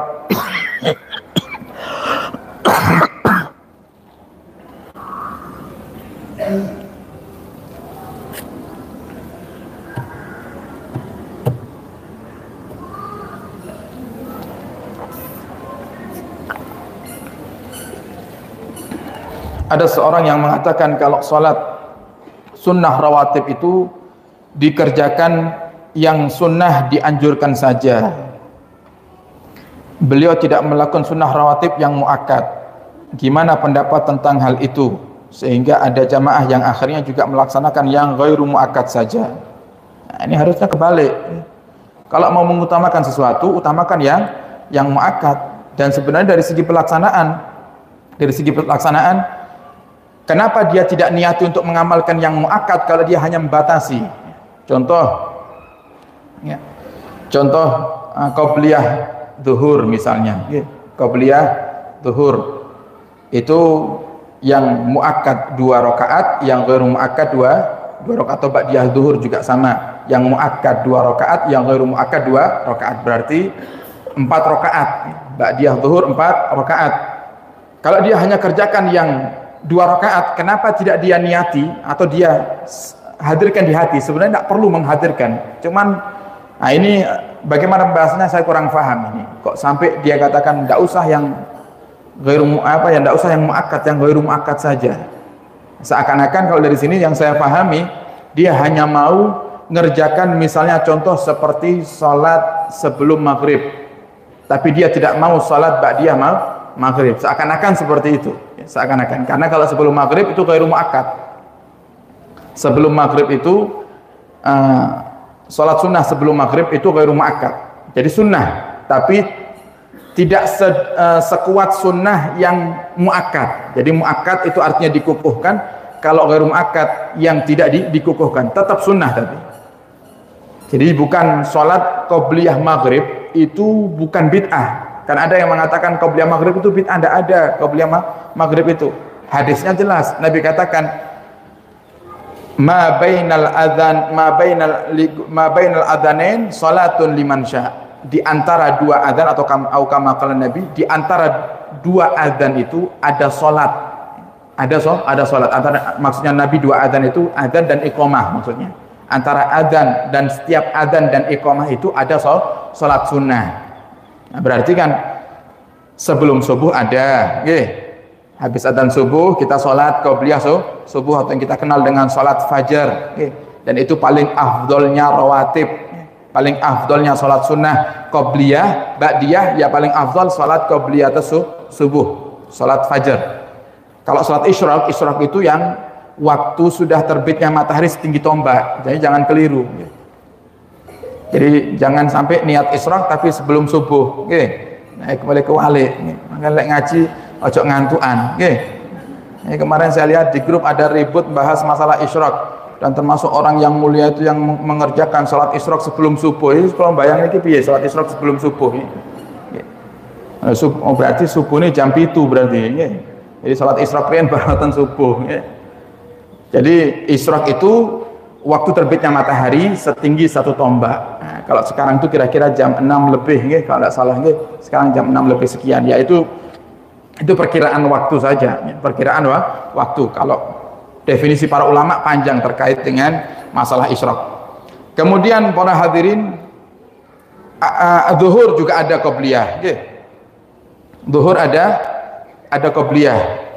Asar juga ada qabliyah. Ghairu muakkad. Maghrib ada, isya juga ada. Nah, ini bukti kalau setiap adzan, di antara adzan dan iqamah itu ada salat sunnah. Lah mungkin ini penangkapan saya nih. Mungkin dia ngerjakan sholat qobliyah maghrib, tidak ngerjakan sholat ba'diyah maghrib. Mungkin ngeten. Apa pertanyaannya mungkin? Nah itu gimana? Kata dia ketika diingatkan kenapa kok tidak sholat ba'diyah maghrib yang mungkin itu muakkad. Dia katakan wis cukup sing ghairu muakkad ae. Lek ngerjakne sing sunnah ghairu muakkad, ojo sing muakkad. Ini namanya dia sedang menutupi kemalasannya untuk jalankan sholat rawatib. Alasannya pakai ilmu ning gedabrus. Nggih.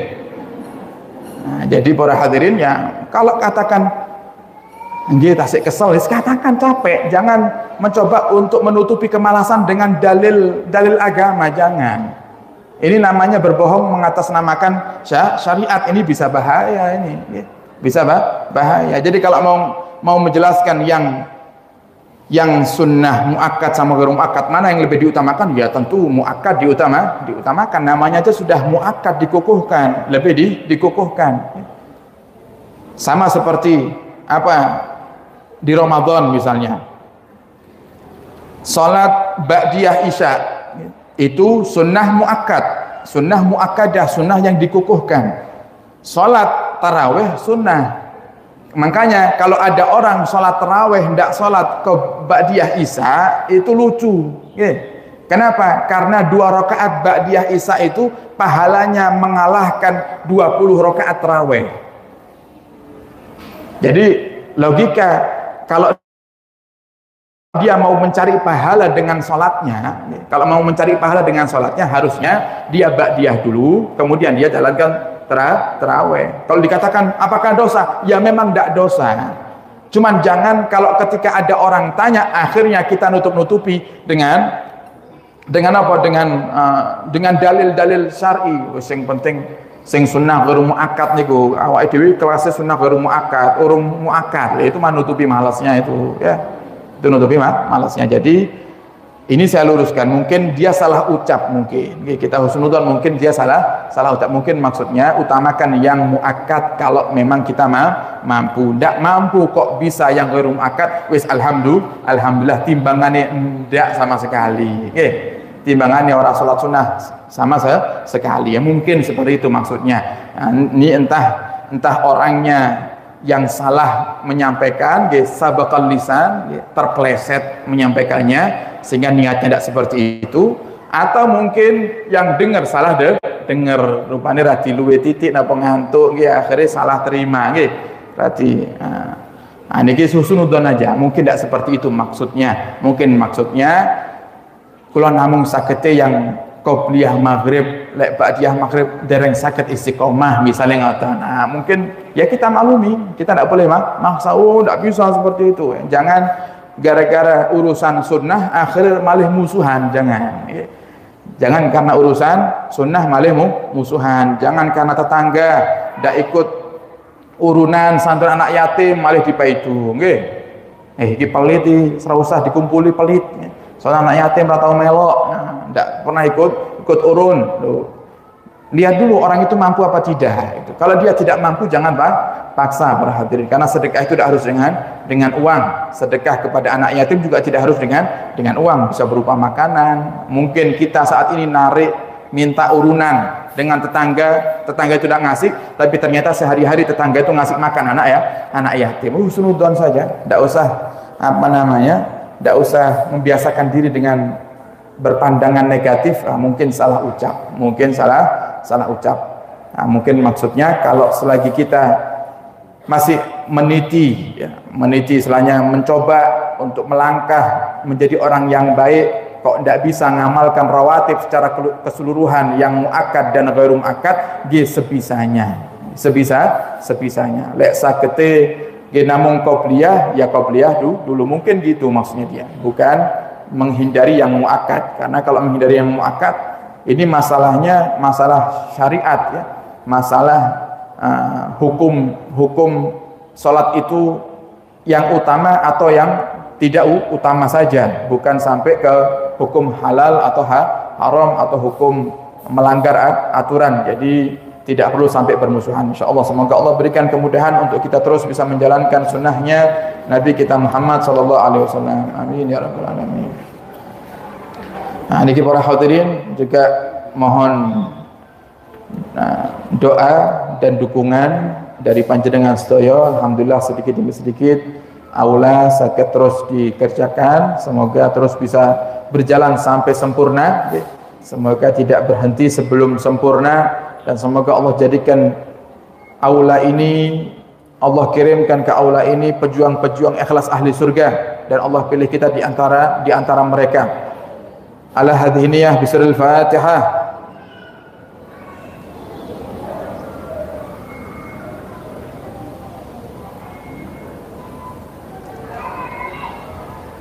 Kemudian untuk tukang keseluruhan ada 12 para hadirin. Ada 12, 6 tukang, 6 pembantu tukang, ya. Yang upah perharinya kalau tukangnya 90.000, pembantu tukang 75.000. Sehingga mohon bagi para jamaah untuk menghadirkan di setiap doa-doa panjenengan agar Allah kirimkan kemudahan untuk kita bisa menggaji tukang-tukang yang ada, sehingga terus pekerjaan dan bahan-bahan yang sudah dikirim oleh hamba-hamba Allah yang soleh-solehah sakit terpasang dengan rapi, sehingga kita pun majlisannya pun juga semakin nyaman. Bagi jamaah yang ingin ikut andil untuk pembangunan aula, sakit langsung menghubungi tim Infak Center yang ada di depan, atau menghubungi Pak Haji Saifuddin Atau yang ingin transfer di rekening 75124 kali 077 75124 kali 077 atas nama Yayasan Al-Bahjah Tulungagung. Kemudian pengumuman yang selanjutnya bagi jamaah yang ngersakne ziarah Makkah Madinah umrah, Al-Bahjah Travel cabang Tulungagung membuat program umrah game menika bersama Buya yang insya Allah keberangkatan tanggal 6 Oktober dengan pesawat Lion dari Juanda Surabaya 12 hari lamanya, Hotel Ajiat Makarim, jaraknya dekat dengan Masjidil Haram. Ajiat Makarim jaraknya dekat dengan Masjidil Haram, ya kira-kira 100 meter lah, 100 meter sampai 150 meter dari Masjidil Haram. Ya, bisa ditempuh dengan jalan kaki. Karena sekarang di Mekah itu semakin banyak hotel para hadirin, dan bahkan banyak jamaah yang umrah mereka tinggal di hotel yang 2 sampai 3 km bahkan 5 km dari Masjidil Haram. Nah, lantas gimana mereka ke masjidnya? Setiap hotelnya punya bis yang untuk nyarter jamaah ke hotel, kemudian menjemput lagi jamaah ke kembali ke hotel. Tapi ini tidak perlu, ini jenengan dekat tinggal bisa jalan kaki. Kemudian di Madinahnya juga sama, dekat dengan Masjid Nabawi di Sanabil Madinah dengan biaya 34.500.000 all in semuanya, sudah termasuk semuanya, perlengkapan semuanya. Monggo yang mau daftar umrah, yang ingin berziarah Mekah Madinah sakit mendaftar ke Al-Bahjah Travel. Kantornya di sini, di mana? Selatannya pom bensin, kantor travelnya di selatannya pom bensin. Atau langsung hubungi Satutfi, mungkin ada di depan Satutfi yang ingin daftar. Semoga bisa haji umrah semuanya insyaallah. Amin ya rabbal alamin. Nah, kita tutup dengan kita berdoa bersama-sama.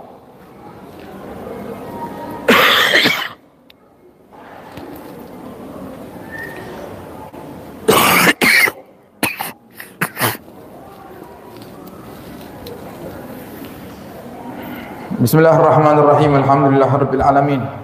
Allahumma shalli wa sallim ala sayyidina Muhammadin fil awwalin wal akhirin, wa shalli wa sallim ala sayyidina Muhammadin fi kulli waqtin wa hin, wa shalli wa sallim ala sayyidina Muhammadin hatta tarisal ardu wa man 'alaiha wa anta khairul warithin.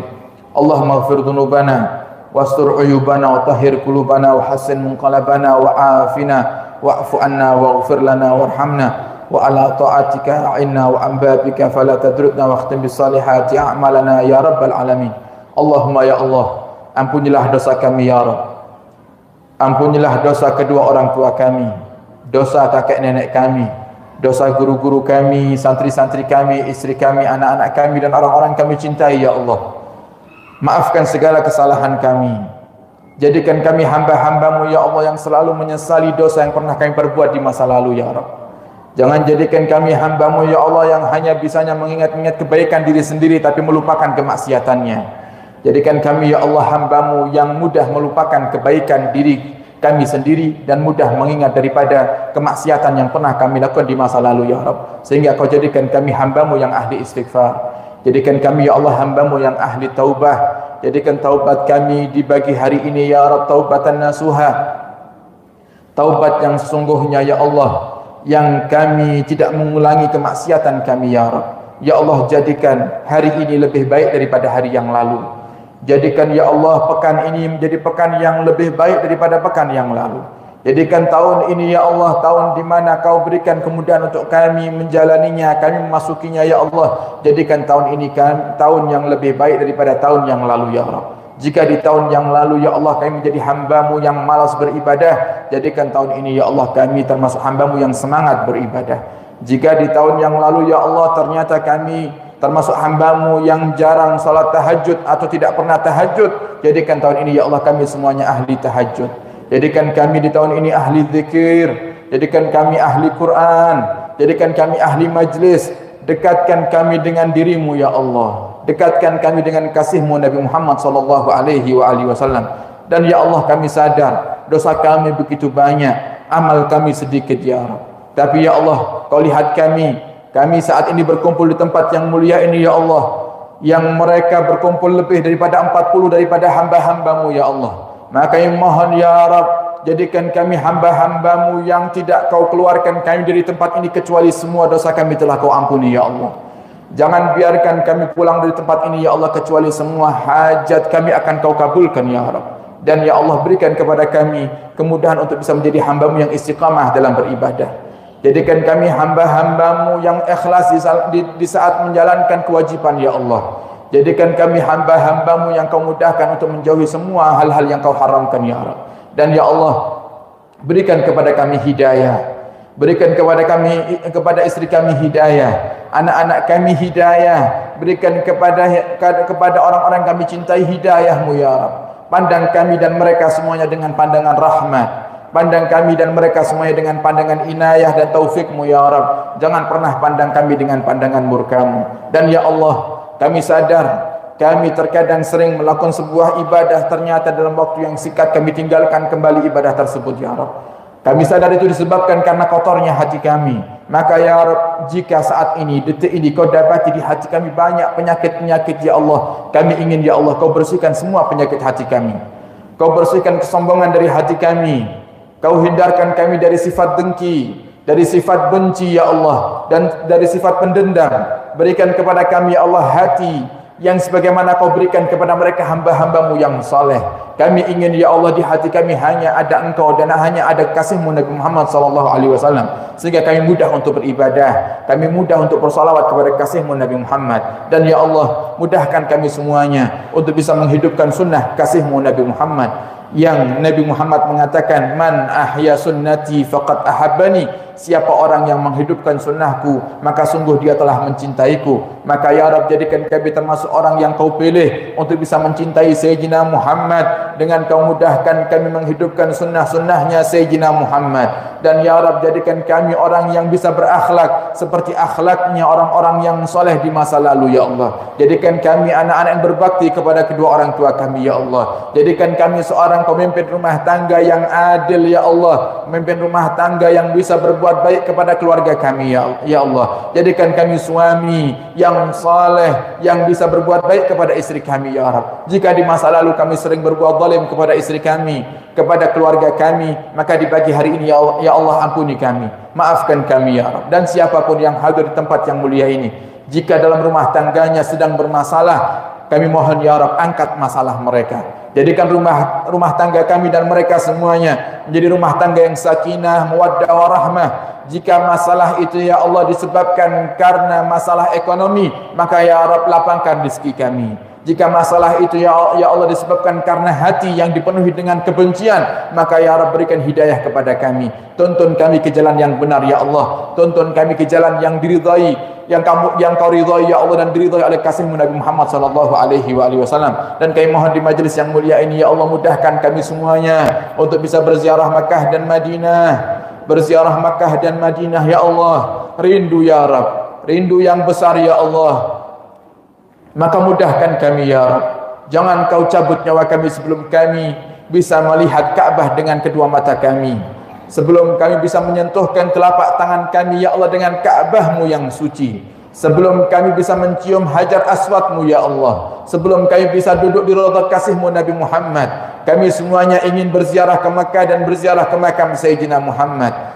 Kami sering duduk di majlis maulid, kami ucapkan ya Nabi salam alaika. Kami seakan-akan mengucapkan salam kepada Sayyidina Muhammad ya Rabb, tapi jasad kami jauh dari Sayyidina Muhammad. Maka ya Allah, dekatkan kami dengan Sayyidina Muhammad, pertemukan kami dengan Sayyidina Muhammad, dan mudahkan kami untuk bisa mengucapkan salam assalamu alayka ya Rasulullah langsung di hadapan makam Sayyidina Muhammad sallallahu alaihi wasallam, sebagaimana dahulu mereka para sahabat melakukannya ya Rabb. Dan ya Allah, berikan kepada kami kemudahan untuk bisa mendapatkan daripada syafaat agung Sayyidina Muhammad kelak di padang mahsyar. Jadikan kami hamba-hamba-Mu ya Allah yang akan dipilih menjadi kekasihnya Sayyidina Muhammad, sehingga kau kumpulkan kami dengan Sayyidina Muhammad dalam surga. Dan ya Rabb, kami mohon dengan berkahnya Sayyidina Muhammad, yang sakit di antara kami sembuhkan ya Allah. Angkat penyakit kami ya Rabb, penyakit keluarga kami ya Allah. penyakit kedua orang tua kami ya Allah, penyakit orang-orang yang kami cintai ya Allah, dan siapapun yang hadir di majlis ini, yang menyaksikan majlis ini ya Rabb, siapapun yang sakit di antara mereka, angkat penyakit mereka,